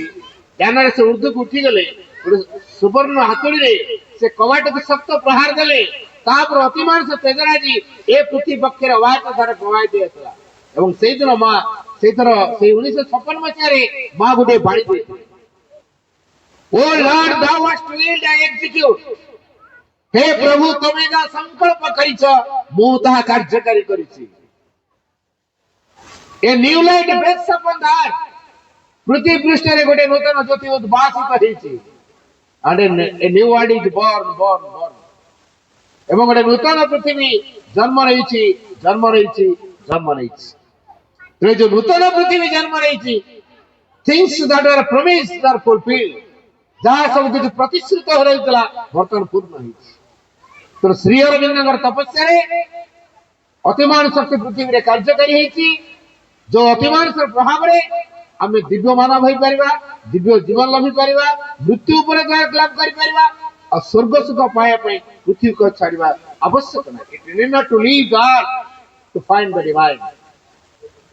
ତେଣୁ এই ଭଗବାନଙ୍କୁ ଆବିଷ୍କାର କରିବା ପାଇଁ ବା ପ୍ରାପ୍ତ ହେବା ପାଇଁ ପୃଥିବୀ ଛାଡ଼ିବା ଆବଶ୍ୟକ ନାହିଁ। ଏ ପୃଥିବୀ ସ୍ୱର୍ଗ ଧାମରେ ପରିଣତ ହବ, ପରମଙ୍କର ଲୀଳାଭୂମିରେ ପରିଣତ ହବ। এই ଶ୍ରୀ ଅରବିନ୍ଦଙ୍କର ତପସ୍ୟା ଇଏ ହଉଛି ଫଳ। এই ଶ୍ରୀ ଅରବିନ୍ଦ ଯାହାକୁ ଆମେ ଫଟୋରେ ଦେଖୁଛେ, Shri Arvind doesn't belong to the past, not to the history. ସେ ଅତୀତର ନୁହନ୍ତି କି ଇତିହାସର ନୁହନ୍ତି। Shri Arvind is the future. Shri Arvind ହେଉଛନ୍ତି ସେ ଭବିଷ୍ୟ, advancing towards its realization, ଯିଏକି ଆମକୁ ସେଇ ଭବିଷ୍ୟତ ଆଡ଼କୁ ଅଗ୍ରସର କରି ନେଉଛନ୍ତି। ତେଣୁ ଆସନ୍ତୁ ଭାଇ ଭଉଣୀ ମାନେ, ଆମେ ଯଦି ଶ୍ରୀ ଅରବିନ୍ଦଙ୍କ ଶିକ୍ଷାକୁ ଜୀବନରେ ପ୍ରତିଫଳିତ କରିପାରିବା, ତାହେଲେ ଶ୍ରୀ ଅରବିନ୍ଦ ପାଇଁ ଯଥାର୍ଥ କୃତଜ୍ଞତା ହେଇପାରିବ। ମନେ ରଖିବା, to express our gratitude to Sri Aurobindo, we can do nothing better than to be a living demonstration of its teaching. Shri ଅରବିନ୍ଦଙ୍କ ଶିକ୍ଷାର ଏକ ଜ୍ୱଳନ୍ତ ନିଦର୍ଶନଟିଏ ହୁଏ ଠିଠୁ ଭଳି ଗର୍ବ ଗୌରବ କଥା ଆଉ କିଛି ନାହିଁ। ଆସନ୍ତୁ ଆମେ ଗୋଟିଏ କଥା ଚିନ୍ତା କରିବା, ଶ୍ରୀ ଅରବିନ୍ଦଙ୍କର ଶକ୍ତି କିପରି ଆମର ସମଗ୍ର ସତ୍ତାରେ କାର୍ଯ୍ୟକାରୀ ହେବ, ତାଙ୍କ ଶିକ୍ଷାକୁ ଆମେ କେମିତି ଫୁଟେଇବା, ସେଥିପାଇଁ ମାଙ୍କର ସହାୟତା ନେବା। ମାଙ୍କ ଜରିଆରେ ଆମେ ଶ୍ରୀ ଅରବିନ୍ଦଙ୍କୁ ଲାଭ କରିବା। ତେଣୁ ଆମ ଜୀବନ ଗୋଟିଏ ବ୍ରତ, ଓନ୍ଲି ମଦର ନନ୍ ଅଦର। ଧନ୍ୟବାଦ। ବହୁତ ଧନ୍ୟବାଦ। ସମୟ ବହୁତ କମ୍, ଥଣ୍ଡା ପଡୁଛି, ସେ ବାଧ୍ୟ ହଉଛି ସାଇ ଭାଇ ବହୁତ କହିଥାନ୍ତେ, ତାଙ୍କୁ 3-4 ଘଣ୍ଟା କହିଲେ ବି ସେ କହିବେ, କିନ୍ତୁ ବାଧ୍ୟ ହଉଛୁ। ବର୍ତ୍ତମାନ ସୁଭାଷ ଭାଇକି ଆମର ଯିଏ ମୁଖ୍ୟ ବକ୍ତା ଥିଲେ ତାଙ୍କୁ ଅନୁରୋଧ କରିବି ଯେ ସାବିତ୍ରୀର ଯୋଉ ପଂକ୍ତିଟି ଆମେ ପଢିଲେ, ଏ seed shall be sown in death's tremendous hour, a branch of heaven transplant to human soil, nature shall overlive her mortal state, fate shall be changed by an unchanging will। ତାର ଓଡ଼ିଆଟା କହିଦେଉଛି ଏଇ ଗୋଟେ ପାରାଗ୍ରାଫ। ମୃତ୍ୟୁର ଘନଘଟା ମୁହୂର୍ତ୍ତରେ ଏକ ବୀଜ ବିକିତ ହେବ, ସ୍ୱର୍ଗର ଏକ ଶାଖା ମାନବ ଭୂମିରେ ଅନୁପ୍ରେକ୍ଷିତ ହେବ, ପ୍ରକୃତି ଶୋଇ ମର ପାହୁଚ ଅତିକ୍ରମ କରିଯିବ, ନିୟତି ବା ଭାଗ୍ୟ ବଦଳିଯିବ ଏକ ଅପରିବର୍ତ୍ତନୀୟ ସଂକଳ୍ପ ଦ୍ୱାରା। ଏ ବିଷୟରେ ଭାଇକି ଅନୁରୋଧ କରୁଛି ସେ ଆଲୋଚନା କରିବେ। परम प्रभु श्री अरविंद, दिव्य जननी श्री मां, आज यही पावन भूमि मट्टामबेड़ा बड़बिल केउंझर डिस्ट्रिक्ट रे एक पावन तीर्थ दिन, आत्मार तीर्थ दिन, श्री अरविंदर शीतन्यु स्मारकी प्रतिष्ठार 27तम वार्षिक उत्सव में उपस्थित थिबा समस्त पुण्यात्मा मानक प्रणाम।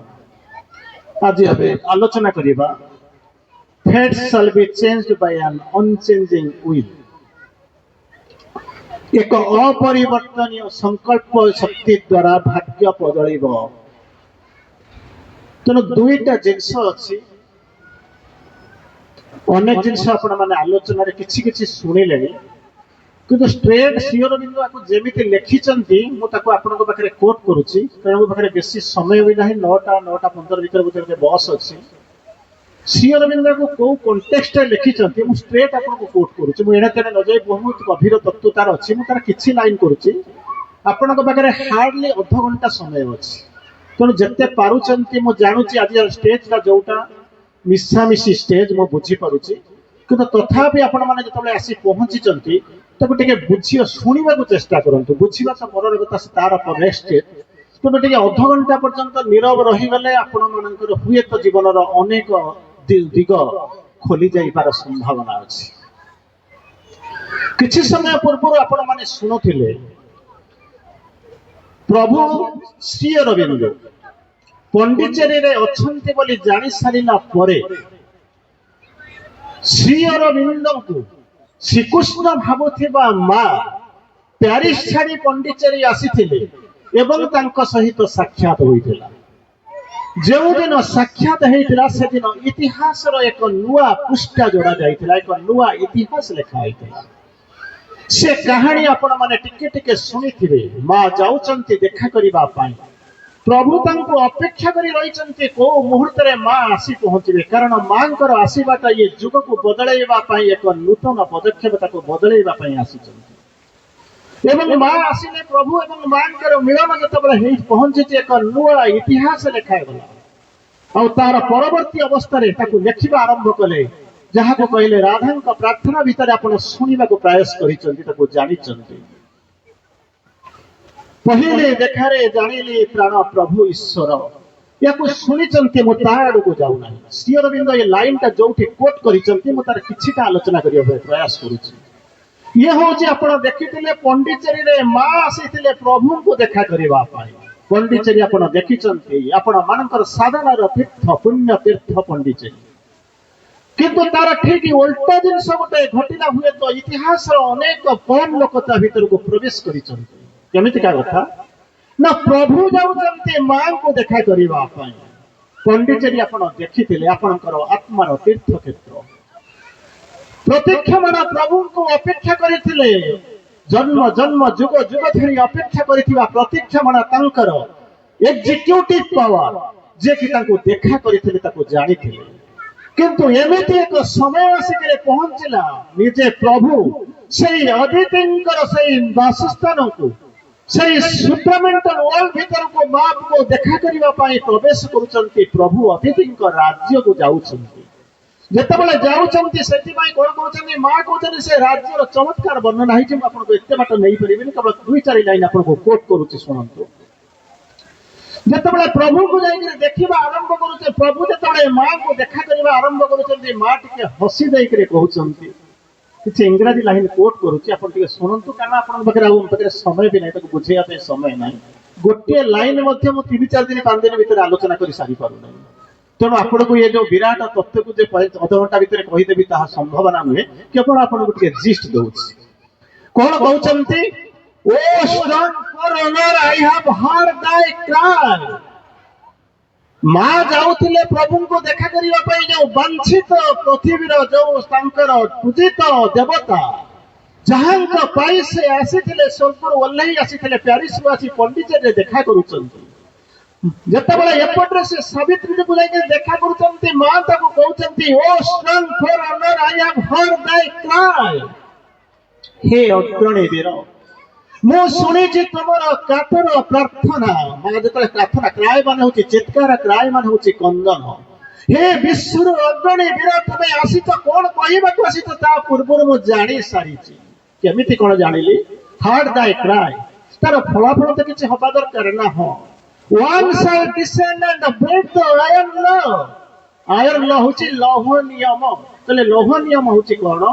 ना किछि नियम अछि आमे ताको मानि नै छु लुहा होची टाण ताको भांगी परिबे नाही बदलई परिबे नाही लौह नियम को जहा को आपण जीवन रे केबे बदलई नै परिबे नै सेही बलिया नियम तले केमिति नियम अछि जहा बदला जाई परिबो नै ना एही बलिया नियम सेमिति किछि नियम नाही किंतु आमे धरि नै छु ए होची लौह नियम बदला जाई परिबो नै से केमिति का नियम ना एही बलिया नियम जन्म थिले मृत्यु अनिर्वाज्य शरीर थिले रोग हब हसिले कांदंती चालिले पड़ंती जीवन थिले मृत्यु अनिर्वाज्य प्रकृति रे सेगुडा किछि नथाई होची आपनकर कोन ना नेगेटिव फोर्स गुडा को एडवर्स फोर्स गुडा को आपण गुआ देई बंदेई ग्राडी घर भीतर रखुचंती तांकर स्थिति नाही सिए बासहरा हेई गरी बुलुचंती आपण तांको गुआ देई बंधौचंती तेणु से आसी आपनको आक्रांत करूची केमिति ना सापटा को जमिति क्षीर देई करे कोड़रे सुआई दउचंती जेउ दिन साप को क्षीर देई पारु नाहंती किंबा रात्रिर निजर अज्ञानता भितरे ता उपरे गोडटा पकई दउचंती तार चोटरे आपनको मृत्यु वरण करिवाको पडुची ठीक सेही बळे एडवर्स फोर्स गुडा को हमें टाणी नै करी हमें घरे गुआ देई करी पूजा करूछु तार आघात रे हमको मृत्यु वरण करिवाको पडुची रोग भइवाको पडुची जनो मा कहिले वन शैल डिसेंड जने उत्तरी आसीबो कोन करिवो ना ब्रेक द आयरन लॉ एई जो लौह नियम बोली करी तुमे धरिच मरुच भकुच ताको बदलई देबे कहा तरा by the loan spirit's power निजर आत्मिक शक्ति द्वारा ताको बदलई दबा को आसीबा आरंभ करिवे तार किछि बात पूर्वरु पचारुचंती कोन कहउचंती याकु त कहले ओल्हेइबे ताको हेइ जिवो बदलईबो किंतु प्रभु को मां आलियोर करूचंती कोन कहउचंती no soul is thy companion in the light तुमे एपर्यंत जोठी आसी करी पहुंची तो एपर्यंत पृथ्वीर कोनोसी शक्ति कोनोसी सत्ता कोनोसी आत्मा आसी पहुंची नथिले तुमे जहा विजय लाभ करिचो ताको नेई करी चली जाओ तापरे प्रभु कहउचंती हसी देई करी कहउचंती ओजने कोन hard is the doom thy of thy to thy sons कि निष्ठुर नियति पाखरे तू ए मनीष गुडा को पकई देइछु how long shall we battle with the night मा युद्ध क्षेत्र रे तो युद्ध हुए युद्ध होउची दुईटा पटर शक्ति आसुचंती लड़ाई करूचंती जने जितुची जने हारुची किंतु मा गोटाई कथा मते कह ना कोन एमिति एक युद्ध क्षेत्र रे तोर सही संतान माने को छाड़ी देइछु जो संतान माने जीवन रे केबे विजयर स्वाद आस्वादन करि नांती हारुचंती तथापि से माने जाउचंती सही युद्ध क्षेत्र को तेणु एमिति केते दिन सही अंधार सही तमिश्रा बिंदु एबे लड़ाई करूथिबु ଜିତିବାର ତ ସମ୍ଭାବନା ଦିଶୁନାହିଁ, କେବଳ ହାରୁଥିବୁ ଆଉ ମରୁଥିବୁ। ତାପରେ ମା କହୁଛନ୍ତି ତୁମେ ଯାହା ବିଜୟ ଲାଭ କରିଛ ସବୁ ଯାକ ତୁମେ ନେଇ ଖୁସି ହେଇଯାଅ। ମା କହୁଛନ୍ତି ମୁଁ ତା ନେବା ପାଇଁ ଆସିନାହିଁ, ମୁଁ ସେଥିରେ ସନ୍ତୁଷ୍ଟ ହେବା ପାଇଁ ଆସିନାହିଁ, ନିଜ ପାଇଁ ମୁଁ କିଛି ମାଗିବାକୁ ଆସିନାହିଁ। କାହିଁକି, କଣ ଦରକାର ନା ମୁଁ ଏସବୁ ଜିନିଷ ଭିତରେ ସନ୍ତୁଷ୍ଟ ନୁହେଁ। କେବଳ ଯେତିକି ଜିନିଷ ଜାଣିବାକୁ ଚାହୁଁଛି, ଏଇ ଯୋଉ କ୍ରନ୍ଦନ ଚିତ୍କାର କେବେ ବନ୍ଦ ହବ, କେବେ ଏ ମୃତ୍ୟୁର ବିଭୀଷିକା ଶେଷ ହେଇଯିବ, କେବେ ଏ ଯନ୍ତ୍ରଣାର ଶାନ୍ତ ଘଟିବ, ମୁଁ ତାହା କରିବାକୁ ଆସିଛି। ମା ହସି ଦଉଛନ୍ତି। ତାପରେ ପ୍ରଭୁ ମାଙ୍କୁ କହୁଛନ୍ତି ଆପଣ ମାନେ ପ୍ରତିଦିନ ମାଙ୍କୁ ଦେଖୁଛନ୍ତି, ଆପଣଙ୍କ ଆଗରେ ଠିଆ ହେଇଛନ୍ତି, ବସିଛନ୍ତି। ମା କଣ ଆପଣ ମାଙ୍କୁ ଦେଖିଛନ୍ତି, କେମିତି ଚିହ୍ନିଛନ୍ତି ମୁଁ ଜାଣିନି, କାରଣ ଆପଣ ଯାହା ଶୁଣିଛନ୍ତି ସିଏ ହଉଛି ପାର୍ସିଆଲ ଟ୍ରୁଥ, ସର୍ବୋତ୍ତମ ସତ୍ୟ ଆଡକୁ ଆପଣ ହୁଏତ ରେୟାରଲି ଯାଇଥିବେ। ସେଥିରେ କହୁଛନ୍ତି କଣ ନା ଏମିତି ଆପଣ ମାନେ ଦେଖନ୍ତୁ, ଆପଣଙ୍କ ସାମ୍ନାରେ ବର୍ତ୍ତମାନ ମା ବସିଛନ୍ତି, କିଛି ତ ଦେଖୁଛନ୍ତି। ପ୍ରଭୁ କହୁଛନ୍ତି ମା ମୁଁ ତତେ ଦେଖିଛି, ଚିହ୍ନିଛି ନା। କେମିତି କଣ ଚିହ୍ନିଛି ନା, ଯେତେବେଳେ ଫେରି ଯାଆନ୍ତୁ ପ୍ରଥମ ଥର ମା ଯେତେବେଳେ ଯାଇଥିଲେ ପ୍ରଭୁଙ୍କୁ ଦେଖିବା ପାଇଁ, ସେଇଆଙ୍କୁ କୃଷ୍ଣ ବୋଲିକରି ମୁଁ ଭାବିଛି ପ୍ରଣାମ କରିବାକୁ ଆସିଛି, ଦେଖା କରିବାକୁ ଆସିଛି, ସେଇ ମୋର କୃଷ୍ଣ। ଏଠି ମାଙ୍କୁ ପ୍ରଭୁ ତାଙ୍କର ଅପୋଜିଟ ସେନ୍ସରେ କହୁଛନ୍ତି। କହିଲେ କଣ, I who have seen behind the cosmic mask the glory and the beauty of thy face. ମୁଁ ଜାଣିନି ମାଙ୍କୁ ଦେଖି ସାରିଲା ପରେ ଆପଣ କେମିତି ଜାଣିଛନ୍ତି, ମାଙ୍କୁ କେମିତି ଚିହ୍ନିଛନ୍ତି ମୁଁ କହିପାରିବି ନାହିଁ, କିନ୍ତୁ ପ୍ରଭୁ ମାଙ୍କୁ ଏଇଭଳିଆ ଚିହ୍ନିଛନ୍ତି। କହୁଛନ୍ତି ମା କଣ ହେଲା, I who have seen behind the cosmic mask, ଗୋଟେ ଜିନିଷ ହେଇଛି ନା କଣ, ଆପଣ ଗୋଟାଏ ପଟରେ ଅଛି, ମୁଁ ଗୋଟାଏ ପଟରେ ଅଛି, ଆପଣ ଗୋଟାଏ ପଟରେ ଅଛନ୍ତି, ମୁଁ ଗୋଟାଏ ପଟରେ ଅଛି, ମଝିରେ ଗୋଟାଏ ପରଦା ଟଙ୍ଗା ହେଇଯାଇଛି। ସେ ପରଦାର ସେପଟକୁ ନା ମୁଁ ତୁମକୁ ଦେଖିପାରୁଛି ନା ଆପଣ ମାନେ ମତେ ଦେଖିପାରୁଛନ୍ତି। ତେଣୁ କଣ ହଉଛି, ଅନୁମାନ କରି ଯେତିକି ପ୍ରତୀକ୍ଷା, ଯେତିକି ଟିକେ ପ୍ରତୀୟମାନ ହଉଛି, ସେଇଥିରୁ ଆମେ ଟିକେ ଟିକେ ଜାଣୁଛୁ, ନହେଲେ ଆମେ ଜାଣିପାରନ୍ତୁ ନାହିଁ। କିନ୍ତୁ କାହିଁକି, ଆମକୁ ଦେଖାଯାଉନାହିଁ। କିନ୍ତୁ ପ୍ରଭୁ କହୁଛନ୍ତି ମୁଁ ସର୍ବଦୃଷ୍ଟା ଦେଖିପାରୁଛି। କୋଉଠି ଦେଖୁଛି ନା କସ୍ମିକ ମାସ୍କ। ମାସ୍କ ମାନେ ହଉଛି ଗୋଟେ ଆବରଣ, ଯୋଉ ଆବାସ ଆପଣ ବୁଲୁଛନ୍ତି। ଏଠି ସେମିତି କହୁଛନ୍ତି ଜାଗତିକ ଆବରଣର ପଛରୁ ମୁଁ ତୋର ଆନନ ଦେଖିଛି। କଣ ଦେଖିଛି, ସେ ମୁହଁ, ଆନନ ମାନେ ହଉଛି ମୁହଁ, seen behind the cosmic mask, behind ମାନେ ପଛରେ ଥାଇକିରି କଣ ଦେଖୁଛି, the glory and the beauty of the face. ମୁଁ ଦୁଇଟା ଜିନିଷ ଦେଖୁଛି ଲୋ ମା। ନା କଣ ଦେଖୁଛୁ, ଗ୍ଲୋରି ମହିମା, ବିୟୁଟି ସୌନ୍ଦର୍ଯ୍ୟ, ତାହାର ତୋ ଆନନ୍ଦର, ତୋ ମୁଖଶ୍ରୀର ମହିମା ଆଉ ସୌନ୍ଦର୍ଯ୍ୟ ମୁଁ ଦେଖିପାରୁଛି। ମା ମୁଁ ଆଉ କିଛି ଚାହୁଁନାହିଁ। ମା କହୁଛନ୍ତି ତାହେଲେ ବ୍ୟସ୍ତ ହବା ଦରକାର ନାହିଁ, କେହି ଜଣେ ଫେରିବେ। ଆଉ ଟିକେ ଆଗକୁ ନଉଛି ଭାଗ୍ୟ ଯୋଉ ନିୟତି କହୁଛନ୍ତି। କହିଲେ ଏ ଭାଗ୍ୟ କଣ, ନିୟତି କଣ, ଟିକେ ମୁଁ ଆପଣଙ୍କୁ କହୁଛି, ଟିକେ ବୁଝିବାକୁ ଚେଷ୍ଟା କରନ୍ତୁ। କହିଲେ ଭାଗ୍ୟ କଣ ନା, ଏଇଆ ହେଇଥିଲା ମୋ ଭାଗ୍ୟରେ ଥିଲା। ବିଭିନ୍ନ ପ୍ରକାର କର୍ମର ଆପଣଙ୍କୁ ଭାଗ୍ୟ ସ୍ଥିର କରୁଛି ବୋଲିକି କିଛି ସମୟ ପୂର୍ବରୁ ଶୁଣିଥିଲେ। ତେଣୁ କଣ ନା ଏ ମୋ ଭାଗ୍ୟରେ ଥିଲା, ମୋ ଭାଗ୍ୟରେ ଯାହା ଅଛି ମତେ ତାକୁ ଘଟିବ। ଶ୍ରୀ ଅରବିନ୍ଦ କହୁଛନ୍ତି ଭାଗ୍ୟ ବୋଲିକି କିଛି ଜିନିଷ ନାହିଁ। ଏଟା ହଉଛି ଆପଣଙ୍କର ଭୁଲ ଧାରଣା। କଣ କହିଲେ, କହିଲେ ଭାଗ୍ୟ ହଉଛି କଣ ନା, ନ୍ୟାଚୁରାଲି ଏଇ ଯୋଉ ଭାଗ୍ୟ ଥିଲା, କର୍ମ କରିକିରି ଆସିଛି, ପ୍ରାରବ୍ଧ ଥିଲା, ଏବେ କରିକିରି ଆସିଛି, ତେଣୁ ନ୍ୟାଚୁରାଲି ହଉଛି ମୋର ଭାଗ୍ୟ। ଶ୍ରୀ ଅରବିନ୍ଦ କହିଲେ ସେ କନସେପ୍ଟକୁ ବଦଳେଇ ଦେଲେ। ପ୍ରଥମେ କଣ କହିବା ଆରମ୍ଭ କଲେ, କହିଲେ ଏଇ ହଉଛି ଭାଗ୍ୟର ସଂଜ୍ଞା। କହିଲେ ଭାଗ୍ୟଟା ହଉଛି କଣ, thy goal, the road thou choosest are thy fate। ଏତେ ସୁନ୍ଦର ଡେଫିନେସନ ବୋଧେ ସାରା ପୃଥିବୀର କୌଣସି ଲିଟରେଚରରେ ପଢିନଥିବେ, କାରଣ ମୁଁ ସବୁ ଲିଟରେଚର ସବୁ ପାଠ ପଢି ସାରିଛି। ସେଥିପାଇଁ ମୁଁ ଆପଣଙ୍କୁ କହୁଛି ଏତେ ସୁନ୍ଦର ଡେଫିନେସନ ଆପଣ ପାଇବେ ନାହିଁ। କଣ ଲେଖିଲେ, thy goal, ତୋର ଲକ୍ଷ୍ୟସ୍ଥଳ, ଆଉ ସେଇ ଲକ୍ଷ୍ୟସ୍ଥଳକୁ ଯିବା ପାଇଁ ଯୋଉ ବାଟ ବାଛିଛୁ ସେଇ ହଉଛି ତୋର ନିୟତି।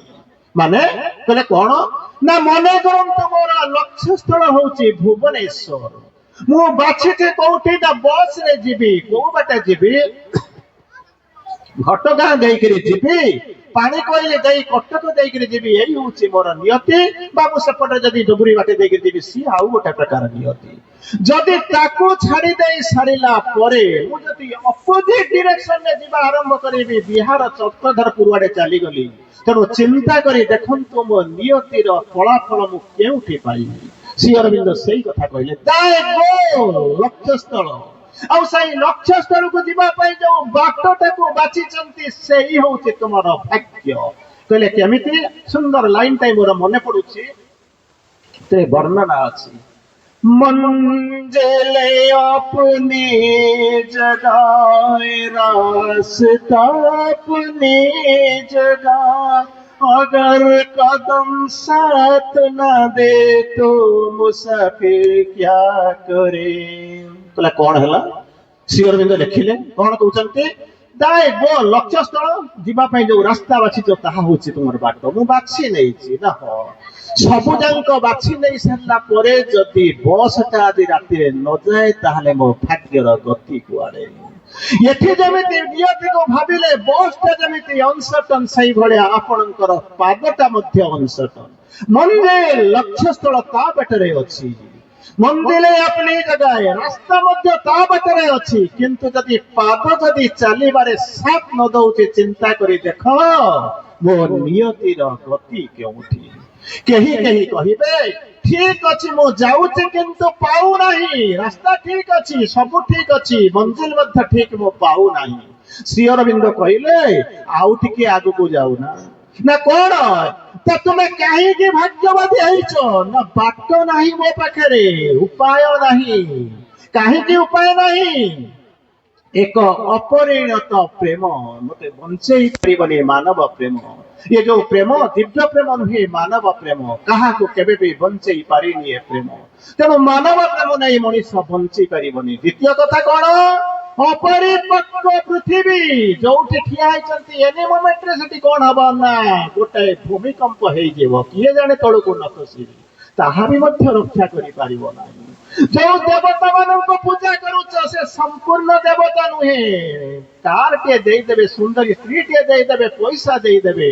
किंतु आपण को दिव्य जीवन हमर आनंद पृथ्वी रे देई परिबे नाही तनो से मध्य फेल कला आउ गोटे कोन ना तुमे जदि देवता हेई थांत हुए त निजु को बंचाई देई पारि थांत तुमे मात्र मनीष मनीष होची कोन पशु ठारू टिकिए ऊपर देवता ठारू अनेक तल मझिया मझी रहिच ना तुमे पशुर पशुत्व को छाड़ीच ना देवर देवत्व को तुमे आपणाई परिच स्पर्श करि परिच तेणु मझिरे पेंडुलम बळी घुरुथिबा त्रिशंकुर स्वर्ग रे घुरुथिबा सेई मुंड तळकु गोड़ ऊपर को थिबा त्रिशंक पळी आमे होची गोटिए गोटिए मनीष ना जीवन रे विजय देखिचु ना हारिबार अंतर्द्वंद्वरु आमे मुक्ति पाइचु ना जंचिबार प्रेरणा पाइचु ना मरिबा को प्रस्तुत हेई रहिचु तारी भितरे झुलुथिबा मनीष माने एई बड़ी अपरिणत पृथ्वी रे तार नियतिर गति कोन ना से जानिछि ना ताको जणै देले भी तार बुझिबार प्रचेष्टा आसुछि अतएव से कांदुछि लुह पोछि पारु नाही चालुछि पहुंची पारु नाही हसुछि लुह ताको छाड़ी पारु नाही एई भଳି एक डुआलिटी भितरे बंचिथिबा मनुष्यर नियति को कहउचंती श्री अरविंद कहउचंती भांगी पडनारे संतान मु तो पाखरे अछि ना केमिति अछ He can accept it, but he can refuse. तुमे ग्रहण करि पारो भांगी अध्य देई देई पारो ना ग्रहण तो करि सारिछु आउ हमर बाट नाही ताको बदलाई देबो केमिति रिफ्यूज करिवो केमिति ना गोटे जिंस कले रिफ्यूज करिवो ना केमिति ना जदि बैलेंस किछि थिबो ताहाले बदलाई देई पारिवो कले मु बुझी पारिली ना बुझिले नाही अरे समस्त इच्छा हुए 5 स्टार होटल 7 स्टार होटल ले खाइबा पाए कहार इच्छा न थाए जदि आपन को पाखरे पैसा अछि आपन तो आराम रे जीवो जो मोर सब ठिया है त गेट कीपर आपन को सलाम करी करी नै करी बाबू सार कहि करी नै बसई देबे खाइबा को आग्रह अछि सलाम मध्य मिलते किंतु पाखरे जदि पैसा नाही खाइ देई सारिला परर अवस्था केबे चिंता करिसंती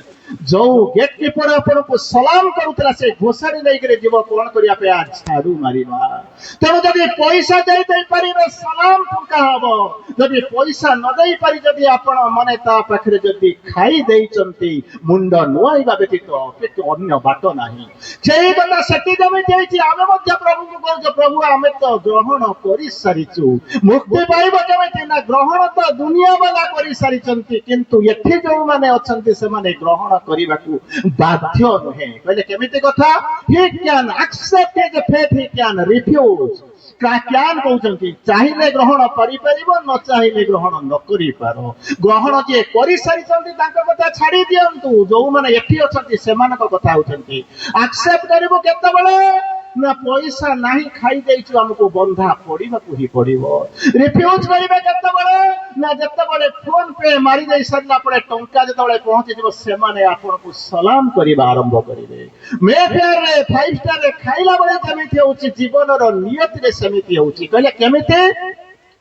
ପୂର୍ବ ଜନ୍ମର ସଞ୍ଚିତ କର୍ମ ବା ସଞ୍ଚିତ ଫଳ ଏ ଜନ୍ମର କ୍ରିୟମାନ କର୍ମ ଯଦି ଆପଣଙ୍କ ଆକାଉଣ୍ଟରେ କିଛି ବାଲାନ୍ସ ହେଇକି ରହିଯାଇଛି, ହୋଟେଲର ବୟ ଗାର୍ଡ ଯେମିତି ସଲାମ କରୁଛି ସେମିତି ନିୟତି ଆପଣଙ୍କୁ ସଲାମ କରିବା ଆରମ୍ଭ କରିବ। ଯଦି ଡେଫିସିଟ ଅଛି ଆପଣ ଯଦି ତା ପାଖକୁ ଯାଇଛନ୍ତି ଆପଣ ତାର ନିୟତି ପାଖରେ ବନ୍ଧା ପଡିବା ବ୍ୟତୀତ ଅନ୍ୟ କୌଣସି ଉପାୟ ହିଁ ନାହିଁ। ଛୋଟିଆ କଥାଟାଏ କହୁଛି, ଆଲୋଚନା ଆଡକୁ ଆଉ ଟିକେ ଆଲୋଚନା କରି ଛାଡିକିରି ଯିବି। ଛୋଟିଆ କଥାଟାଏ କହୁଛି, ବଡ ସୁନ୍ଦର କଥାଟା, ଚମତ୍କାର କଥାଟା, ମୁଁ ଭାବୁଛି ଆପଣ ମାନଙ୍କୁ ସମସ୍ତଙ୍କୁ ଛୁଇଁବ। କଥାଟି ଥିଲା ଏମିତି, କଣ ହେଇଛି? ଗୋଲାପ ଫୁଲଟା ହୁଏତ ଆପଣ ଜୀବନରେ ଦେଖିଥିବେ। ଗୋଲାପ ଫୁଲଟା କେମିତି ନା ଗୋଲାପ କଲର ଅଛି ବୋଲିକରି ଗୋଲାପ ତାକୁ ଗୋଲାପୀ କହୁଛନ୍ତି, ଗୋଲାପୀ ଗୋଲାପୀ। କିନ୍ତୁ ତାକୁ ଛାଡିଲେ ଅନେକ ରଙ୍ଗ ଥାଏ। ନାଲି ଗୋଲାପ ଦେଖିଛନ୍ତି, ଧଳା ଗୋଲାପ ଦେଖିଛନ୍ତି, ବିଭିନ୍ନ ପ୍ରକାର ଗୋଲାପ ଦେଖିଛନ୍ତି। ଗୋଲାପ ପାଖରେ କଣ ହୁଏ ନା ଭ୍ରମର ଯାଏ ଉଡି ଉଡିକିରି କଣ କରିବା ପାଇଁ ଯାଏ ନା ତାକୁ ମଧୁ ଶୋଷିବା ପାଇଁ ଯାଏ। ଇଚ୍ଛା ଥାଉ ବା ନଥାଉ ଗୋଲାପ ତାକୁ ସ୍ୱାଗତ କରେ। ତାର ସ୍ୱାଗତ କରିବା ବ୍ୟତୀତ ଅନ୍ୟ କିଛି ରାସ୍ତା ହିଁ ନଥାଏ। ଦିନେ ଏମିତି ଆସେ, ସବୁଦିନ ସେଇ ଗୋଲାପ ଫୁଲଟା ଥାଏ, ଭ୍ରମର ଆସିକି ତାକୁ ରକ୍ତାକ୍ତ କରିକିରି ଯାଏ। ତାକୁ କଣ କଲେ ନା ସବୁ ଆସିକିରି ଶୋଷିକିରି ନେଇଯାଏ। ଗୋଲାପ ଚାହିଁଲେ ମଧ୍ୟ କିଛି କରେ ନାହିଁ। ଏମିତି କିଛି ଦିନ ଚାଲିଗଲା। ଯଦି ଏମିତି ଶୋଷିବା ଚାଲିଥାନ୍ତା ତାହେଲେ କାହାଣୀ ଆପଣଙ୍କୁ କହୁଥାନ୍ତେ କାହିଁକି? ଶୀତ ରାତିର ସନ୍ଧ୍ୟାରେ ଆପଣଙ୍କୁ ଏମିତି ଦୁର୍ବିସହତା ଭିତରକୁ ଠେଲି ଦଉଥାନ୍ତି କାହିଁକି? ତେଣୁ କାହାଣୀର କୌଣସି ନା କୌଣସି ଜାଗାରେ ଗୋଟାଏ ଦିଗ ବଦଳୁଛି। କଣ ଦିଗଟା ବଦଳିଲା? ଗୋଟାଏ ଦିନ ସକାଳେ ଏମିତି ହେଇଛି, ଗୋଟାଏ ଦିନ ଗୋଲାପ ଚାହିଁଛି, ଏମିତି ରୂପର ଆକାଶକୁ ଚାହିଁଛି, ହଠାତ୍ ଗୋଟାଏ ଭ୍ରମର ଯାଇ ତା ପାଖରେ ପହଞ୍ଚିଛି। ଏ ଦୃଶ୍ୟ ତା ପାଇଁ ଜୀବନରେ ନୂଆ କଥା ନୁହେଁ। ନୂଆ କଥାଟା ଘଟିଲା କେମିତି ନା ଭ୍ରମର ତାକୁ ଆଉ ଶୋଷିଲା ନାହିଁ, ରକ୍ତାକ୍ତ କଲା ନାହିଁ। କଲା କଣ? ତାକୁ ଯାଇକରି ଟିକେ ଆପ୍ରୋଚ କଲା। କଣ କଲା ଆପ୍ରୋଚ ଜାଣିଛନ୍ତି ନା? ଇନଫାଚୁଏସନ। ବର୍ତ୍ତମାନ ତ ଆପଣ ଭାଲେଣ୍ଟାଇନ ଡେ ଭିତରେ ଯାଉଛନ୍ତି, ତେଣୁ ଯାଉଛନ୍ତି। ଭ୍ରମରଟା ଯାଇ ଗୋଲାପକୁ ଆପ୍ରୋଚ କରୁଛି, ମୁଁ ତତେ ଭଲ ପାଇବାକୁ ଚାହୁଁଛି, ବାହା ହେବା ପାଇଁ ଚାହୁଁଛି। ଗୋଲାପ ହସିଦେଲା।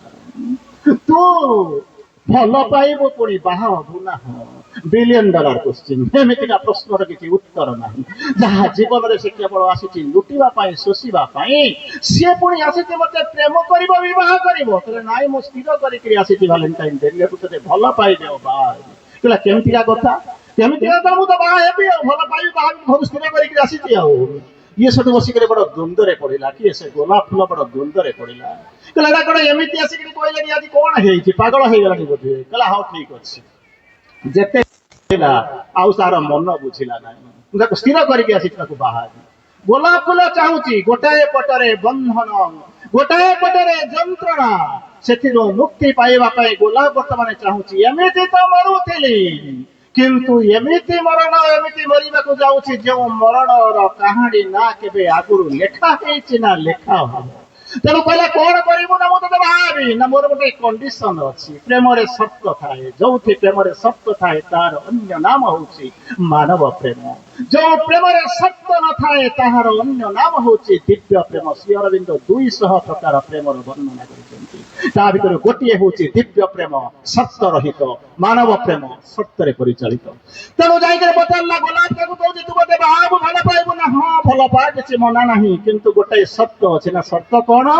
ନା ମୁଁ କୋଉ ଭଳି ରଙ୍ଗ? ନା ତୁ ଧଳା ରଙ୍ଗ, ମୁଁ ଜାଣିଛି। କହିଲା ତୁ ଯଦି ଗୋଟିଏ କାମ କରିଦେଇ ପାରିବୁ ମୁଁ ତତେ ଭଲ ପାଇପାରିବି। ନା କଣ କାମ? ନା ଏଇ ଧଳା ଗୋଲାପଟାକୁ ଯଦି ରକ୍ତ ଗୋଲାପରେ ବଦଳେଇ ଦେଇ ପାରିବୁ, ଆଇ ମେ ଲଭ୍ ୟୁ। এই ধଳା ଗୋଲାପଟାକୁ ଯଦି ରଙ୍ଗୀନ କରିଦେବୁ, ରକ୍ତ ଗୋଲାପରେ ପରିଣତ କରିଦେବୁ, ମୁଁ ହୁଏତ ତତେ ବିବାହ ଭଲ ପାଇପାରେ, ବିବାହ ପାଇପାରେ, କରିପାରେ। ହସିଦେଲା ଭ୍ରମର। ସେତେବେଳେ ଦୁଃଖରେ ଅଛି କିଏ? ସେ ନା ଏମିତି ସର୍ତ୍ତଟାଏ ବାଢିଦେଲି। ଗୋଲାପ ଜାଣିଥିଲା ଇଏ କେବେ ପରିପୂର୍ଣ୍ଣ କରିପାରିବ ନାହିଁ, ଆରାମରେ ବସିଥିଲା। କିନ୍ତୁ ଇଏ ବର୍ତ୍ତମାନ ହସିବା ଆରମ୍ଭ କରିଛି। ଗୋଲାପ ମୁଁ କଣ୍ଡିସନ ସାଟିସ୍ଫାଇ କରିଦେବି। ଅର୍ଥାତ୍ ଏ ଧଳା ଗୋଲାପଟାକୁ ମୁଁ ରକ୍ତ ଗୋଲାପରେ ପରିଣତ କରିଦେବି, ଆଉ ମୁଁ ଏଇକ୍ଷଣି କରିଦେବି, ତତେ ବିବାହ କରିବି। ଗୋଲାପ ବୁଝି ପାରୁନି କେମିତି ହବ। ଆପଣ ମାନେ ଜାଣିଛନ୍ତି ଗୋଲାପରେ ଗୋଟେ କଣ୍ଟା ଅଛି। ଆପଣ ଯେମିତି ଜାଣିଛନ୍ତି ଗୋଲାପ ପାଖରେ ଗୋଟେ କଣ୍ଟା ଥାଏ, ତାର ସୁରକ୍ଷା କବଚ। ଯେମିତି କହନ୍ତି ନା, ଗୋଲାପ ଫୁଲ ସହରେ ଯଦି ଗୋଲାପୀ ସହରେ ଯଦି ଘର କରିବି, କଣ୍ଟା ସହିତ କିଆଁ ଝଗଡା କରିବି। ତେଣୁ ନ୍ୟାଚୁରାଲି ଆପଣଙ୍କୁ ମାନି ନବାକୁ ପଡେ। ତେଣୁ କଣ କହିଲା, ଭ୍ରମରଟା ଦେଖୁଛି ଗୋଲାପ ପାଖରେ ଗୋଟେ କଣ୍ଟା, ଏବଂ ସେ କହିଛି ଆଜି ବି ମୁଁ ତତେ ଏଇ ଗୋଲାପ ତୋର ରଙ୍ଗ ବଦଳେଇ ଦେବି, ମୁଁ ବିବାହ କରିକିରି ତତେ ଦେବି। ନା କେମିତି ନା, ନିଜକୁ ସେ ଗୋଲାପ ଫୁଲ ପାଖରୁ ଦୂରେଇ ନେଲା। ଗଲା କୁଆଡେ ନା, କଣ୍ଟା ପାଖକୁ ଗଲା। ଆଲିଙ୍ଗନ କରିଥାନ୍ତା ଆଲିଙ୍ଗନ ଗୋଲାପକୁ କରିବ ବୋଲି କଣ୍ଟାକୁ ଆଲିଙ୍ଗନ କଲା। ତେବେ କଣ ହେଇଥିବ ଆପଣ ବୁଝୁଛନ୍ତି ତ? ତାର ବୁକୁ ଭିତରେ, ଭ୍ରମରର ବୁକୁ ଭିତରେ କଣ୍ଟାଟା ବିଦୀର୍ଣ୍ଣ ହେଇକିରି ପ୍ରବେଶ କରିବା ଆରମ୍ଭ କଲା। ଯେତେବେଳେ ଭ୍ରମରର ବୁକୁ ଭିତରକୁ, ହୃଦୟ ଭିତରକୁ କଣ୍ଟାଟା ଆଘାତ କରିବା ଆରମ୍ଭ କଲା, ରକ୍ତର ବିନ୍ଦୁ ଗୋଟେ ଠକ୍ ଠକ୍ ହେଇକିରି ପଡିଲା। କାହା ଉପରେ ପଡିଲା ନା, ଗୋଲାପର ପାଖୁଡା ଉପରେ ରକ୍ତ, ଭ୍ରମରର ରକ୍ତ ଗୁଡାକ ପଡିଲା। ଗୋଟେ ଡ୍ରପ, ଦିଟା ଡ୍ରପ, ତିନିଟା ଡ୍ରପ। କିଛି ସମୟ ପରେ ଦେଖାଗଲା ଭ୍ରମରର ରକ୍ତରେ ଗୋଲାପର ସବୁ ଯାକ ପାଖୁଡା ଗୁଡାକ ଆରକ୍ତ ହେଇଯାଇଛି, ରକ୍ତାକ୍ତ ହେଇଯାଇଛି ଏବଂ ରଙ୍ଗୀନ ମଧ୍ୟ ହେଇଯାଇଛି। ଗୋଲାପ ବର୍ତ୍ତମାନ ଚିନ୍ତାରେ ବସିଛି, କେମିତି ସମ୍ଭବ ହେଲା, ମୁଁ ତାକୁ କେମିତି ଗ୍ରହଣ କରିବି। କହିବା ପୂର୍ବରୁ ହସି ଦଉଛି ସେଇ ଭ୍ରମରଟିଏ, ଯେ ମୁଁ ଜିତି ଯାଇ ସାରିଛି, ଏବେ କଣ କରିବା କୁହ। କିଛି କହିବା ପୂର୍ବରୁ ଆପଣ ମାନେ ଜାଣନ୍ତି ତାର ରେଜଲ୍ଟ କଣ ହେଇଥିଲା। ଭ୍ରମରଟା ପଡିଗଲା, ଯେ ପଡିଗଲା, ସବୁଦିନ ପାଇଁ ପଡିଗଲା, ଜୀବନରେ ଆଉ ଉଠି ପାରିଲା ନାହିଁ, ଯାହାକୁ ଅନ୍ୟ ଭାଷାରେ ଆପଣ କହନ୍ତି ମୃତ୍ୟୁ। ପରଦିନ ସକାଳେ ବାହାରିଲା, ନ୍ୟୁଜ ପେପରରେ, ମିଡିଆରେ ଛପା ହେଲା, ଗୋଲାପ ପ୍ରେମରେ ପଡିଥିବା, ଧର୍ମ ବଦଳେଇ ଦେଇଥିବା ଭ୍ରମରଟା ରଙ୍ଗ ସିନା ବଦଳେଇ ଦେଲା ତାର ପାଖୁଡାରେ, କିନ୍ତୁ ନିଜକୁ ବଞ୍ଚେଇ ପାରିଲା ନାହିଁ। ନିଜକୁ ନ ବଞ୍ଚେଇ ପାରିବାର ଅନ୍ୟ ନାମ ହଉଛି ଦୁର୍ଗତି। ସେତିକି ବେଳେ ଭ୍ରମରର ଆତ୍ମା କହୁଛି, ମୁଁ ସିନା ମରିଗଲି, କିନ୍ତୁ ନିୟତିର ଏକ ନିଷ୍ଠୁର ଧାରାକୁ ବଦଳେଇ ଦେଇ ଜୀବନର ନୂଆ ନିୟତି ତିଆରି କରିଦେଇଗଲି। ୟାର ଅନ୍ୟ ନାମ ହଉଛି ପ୍ରେମ, ୟାର ଅନ୍ୟ ନାମ ହଉଛି ଭାଗ୍ୟ ଉପରେ ବିଜୟ। তবে রাত্রে এই কাহিনী গুড়াক আমাকে শুনাইলে, কাহিঁকি না শুনাইবার কারণ ଥିଲା ବୋଲି শুনাইলে। କହିଲେ କଣ ନା, ଭାଗ୍ୟବାଦୀ ତ ହେଇ ସାରିଛୁ, ଆମେ କଣ କରିବୁ ନା, ଭ୍ରମର ଯେମିତି ସୃଷ୍ଟିର ନୂଆ ଇତିହାସ ଲେଖି ଦେଇଗଲା, ସେମିତି ଆମମାନେ ଯୋଉମାନେ ଅଛନ୍ତି ଆମର ନିୟତିକୁ ବଦଳେଇବା ପାଇଁ ମା ଆସିକିରି ପହଞ୍ଚିଲେ। ନା କୋଉ ମା ଆସିକିରି ପହଞ୍ଚିଲେ ନା, ପଣ୍ଡିଚେରୀରୁ ଆସିଲେ, ମାନେ ପ୍ୟାରିସରୁ ଆଇଲେ, ପଣ୍ଡିଚେରୀ ଗଲେ। ସିଏ ମାଙ୍କୁ ଆପଣ ଶୁଣିଛନ୍ତି, କିଛି କିଛି କାହାଣୀ ଶୁଣିଛନ୍ତି, କିନ୍ତୁ ମୁଁ ଯୋଉ କାହାଣୀ ଆପଣଙ୍କୁ କହୁଛି ଶ୍ରୀ ଅରବିନ୍ଦଙ୍କର, କେଇଟା ଲାଇନ ଆପଣଙ୍କୁ ଶୁଣୁଛି, ଶୁଣନ୍ତୁ। ଇଏ ମା ଯିଏ, ସେ କିଏ ସେ ବୋଲିକି ଯୋଉ ବର୍ଣ୍ଣନା କରୁଛନ୍ତି, କଣ କହୁଛନ୍ତି, କହୁଛନ୍ତି ଏଇଭଳିଆ ଯୋଉ ବଡି କଣ ହଉଛି, beauty shall walk celestial on the earth. କହିଲେ ମା ଆସିଛନ୍ତି ନା, ହଁ ଆସିଛନ୍ତି। ପଣ୍ଡିଚେରୀରେ ରହିଛନ୍ତି, ଆପଣ ମାନେ ସେ କାହାଣୀ ଶୁଣିଛନ୍ତି, ପିଲାମାନଙ୍କୁ ପଢଉଛନ୍ତି। କହିଲେ ଇଏ ମା ଆସିଲା ପରେ ପୃଥିବୀର ପରିବର୍ତ୍ତନ କଣ ହବ। ଆପଣ ଯଦି ଆଶ୍ରମ ହେଇଗଲା, ଅରବିଲ ହେଇଗଲା, ଠିକ ଅଛି, ସବୁ ହେଇଗଲା, ମୁଁ ବି ତାକୁ ମାନୁଛି। କିନ୍ତୁ ମା ଆସି ସାରିଲା ପରେ ସଟଲ୍ ଫିଜିକାଲରେ ଯାହା ହୁଏ, ଆପଣ ତାକୁ ବୋଧେ ଅନୁଭବ କରିପାରିଲେ ନାହିଁ। କଣ ହବ, beauty shall walk celestial on the earth. ये पृथ्वी ऊपर स्वर्गीय सौंदर्य आसिक कौन हम उपस्थापित हवा आरंभ कर स्वर्गीय सौंदर्य परिप्राजन कर पथरे पदरे चलवा आरंभ कर कौन कर माँ को आप देखी ना हाँ माँ को कहते पृथ्वी होती सबुठ सुंदरी कारण सी गोटाए समय जो मोनालिसार हस देखी जो मोनालिसार हस कहते से मोनालिसा माँ को व्यतीत आउ कहीं नुहति देशे नाम तटे से पवित्र गंगाधारा आनंदरी से नाम तेरे कुसुम दे परिजात पोरा अंग बंग मगध कलिंगे देखी जेते सुंदरी तोर पाद घोषा तुठ पथर को कहीं हेबे नाही सरी ये होचंती मां को रूप मां कहउचंती ताके केमिति तक चुटीटा वर्णना होची केमिति ना दुई प्रकार ଦୁଇଟା ଚୁଟି ଥାଏ, ଗୋଟେ ଷ୍ଟ୍ରେଟ୍ ଥାଏ ଆଉ ଗୋଟେ କେମିତି ଥିବ ନା ଯେମିତି ପର୍ବତ ଭଳିଆ ବଙ୍କା ଚୁଟି ଥିବ। ମା କଣ ଚୁଟିଟା କେମିତି ହେଲା ନା delights and sleep in the cloud net of her hair। ଉପରେ ବାଦଲ ଖଣ୍ଡକୁ କେବେ ଦେଖିଛନ୍ତି ନା କେମିତି କଣ ଦେଇଛନ୍ତି ନା କୁଞ୍ଚ କୁଞ୍ଚ ପାହାଡ ଯେମିତି ସେଇଭଳିଆ ଦେଖାଯାଏ। ମାଙ୍କର ଯୋଉ ଚୁଟି ଗୁଡା ଚୂଳ ଗୁଡାକ କେମିତି ଥିଲା cloud net of her hair. କୃଷ୍ଣ କ୍ଲାଉଡ ମାନେ ହଉଛି କଣ ନା କୃଷ୍ଣ ବର୍ଣ୍ଣା, ନେଟ୍ ହଉଛି କଣ ନା ଜାଲ। କଣ ପାଇଁ ସେ ଜାଲ ରଖିଥିଲେ ନା ଯୋଉ ଜାଲରେ କୃଷ୍ଣ ବର୍ଣ୍ଣର ସେଇ ଯୋଉ ନେଟ୍ ପଡିଛି ତାରି ଭିତରେ ଆନନ୍ଦ ଚିର ଶୟନ କରେ। ତେଣୁ ମାଙ୍କ ଯଦି ଚକ୍ଷୁ ଦେଖିବେ ଯୋଉ ଆନନ୍ଦ ପାଇବା ପାଇଁ ଆପଣ ଏଣେ ତେଣେ ବୁଲୁଛନ୍ତି, ଶ୍ରୀ ଅରବିନ୍ଦ କହୁଛନ୍ତି ଆନନ୍ଦର 7-8 ସ୍ତର ଅଛି। ଯୋଉ ଆନନ୍ଦ ଆମେ ଦେଖୁଛୁ ଇଏ ଆନନ୍ଦ ନୁହେଁ, ଇଏ ହଉଛି ସବ୍ ସରଫେସ୍ ଆନନ୍ଦ, ଡିଲାଇଟ୍। ତାପରେ କହୁଛନ୍ତି ଆପଣଙ୍କର ବ୍ଲିସ୍ ଆନନ୍ଦ, ରାପଚର, ଏପିଫାନି, ବାଇଟିଚୁଡ, ଗ୍ଲୋରି, ତାପରେ କହୁଛନ୍ତି ଚିୟରଫୁଲନେସ୍, ଗ୍ଲାଡନେସ୍, ବିଭିନ୍ନ ପ୍ରକାର ସ୍ତର ଅଛି ଆନନ୍ଦର। ରାପଚର, ଏପିଫାନି ଏଇଭଳିଆ ଶବ୍ଦ ଅଛି, କିନ୍ତୁ ଆମେ ଯାହାକୁ ଆନନ୍ଦ ବୋଲି କହୁଛୁ ଇଏ ହଉଛି ସବ୍ ସରଫେସ୍ ଆନନ୍ଦ, ଆଉ ଏଟା ଆନନ୍ଦରେ ଯାଏ ନାହିଁ। କିନ୍ତୁ ପ୍ରକୃତ ଆନନ୍ଦ କୋଉଠି ଅଛନ୍ତି ନା ମାଙ୍କର ଚୁଟିରେ ଚୂଳ ଭିତରେ କଣ କରୁଛନ୍ତି ନା ବନ୍ଦୀ ହେଇକରି ରହିଛି। ତାର ପରବର୍ତ୍ତୀ ଅବସ୍ଥାରେ କହୁଛନ୍ତି କଣ ହଉଛି, କଣ କହିଲେ କଣ ହଉଛି in her body immortal love shall beat her glorious wings। ପ୍ରଥମରୁ ମୁଁ ଆପଣଙ୍କୁ କହିଛି ଶ୍ରୀ ଅରବିନ୍ଦ 200 ପ୍ରକାର ପ୍ରେମର ବର୍ଣ୍ଣନା କରିଛନ୍ତି। ଗୋଟାଏ ପ୍ରେମ ତା ଭିତରେ କହିଥିଲି ଦିବ୍ୟ ପ୍ରେମ, ଗୋଟାଏ ପ୍ରକାର କହିଥିଲି ମାନବ ପ୍ରେମ। ଶ୍ରୀ ଅରବିନ୍ଦଙ୍କର ଯୋଉ 200 ପ୍ରକାର ପ୍ରେମ ବର୍ଣ୍ଣନା ଗୋଟାଏ ପ୍ରେମ ଅଛି ଇମୋର୍ଟାଲ ଲଭ, ଯୋଉ ପ୍ରେମର ମୃତ୍ୟୁ ନାହିଁ। Immortal love shall beat her glorious wings। ଚିନ୍ତା କରି ଦେଖନ୍ତୁ ଅମର ପ୍ରେମ ସେ କଣ କରୁଥିବ ନା ଗୋଟିଏ ପକ୍ଷୀର ଯେମିତି ପର ଗୁଡାକ ଅଛି, ସେ ପର ଗୁଡାକ ଛାଡିକିରି କଣ କରିବ ନା ସେ ଉଡିବା ଆରମ୍ଭ କରେ। ସେମିତି ମାଙ୍କର ପାଖରେ ଯୋଉଥିଲା immortal love shall beat her glorious wings। ତାର ପରବର୍ତ୍ତୀ ଅବସ୍ଥାରେ କହୁଛି a music of the sleepless things shall wave her charm। ଯଦି ମାଙ୍କ ପାଖରେ ଆପଣ ରହିବେ ଦୁଃଖ ଆସିବ ନାହିଁ, ଯନ୍ତ୍ରଣା ଆସିବନି, କାରଣ ସେ ଅରା ଭିତରକୁ ସେମାନେ ପଶନ୍ତି ନାହିଁ। କିନ୍ତୁ ଆମେ ପ୍ରତିଦିନ କମ୍ପ୍ଲେନ କରୁଛୁ ଦୁଃଖ ଆସୁଛି, ଯନ୍ତ୍ରଣା ଆସୁଛି, ତା ମାନେ ଆମେ କୋଉଠି ରହିଛୁ ସେଇ କଥା ଚିନ୍ତା କରିବା ଦରକାର।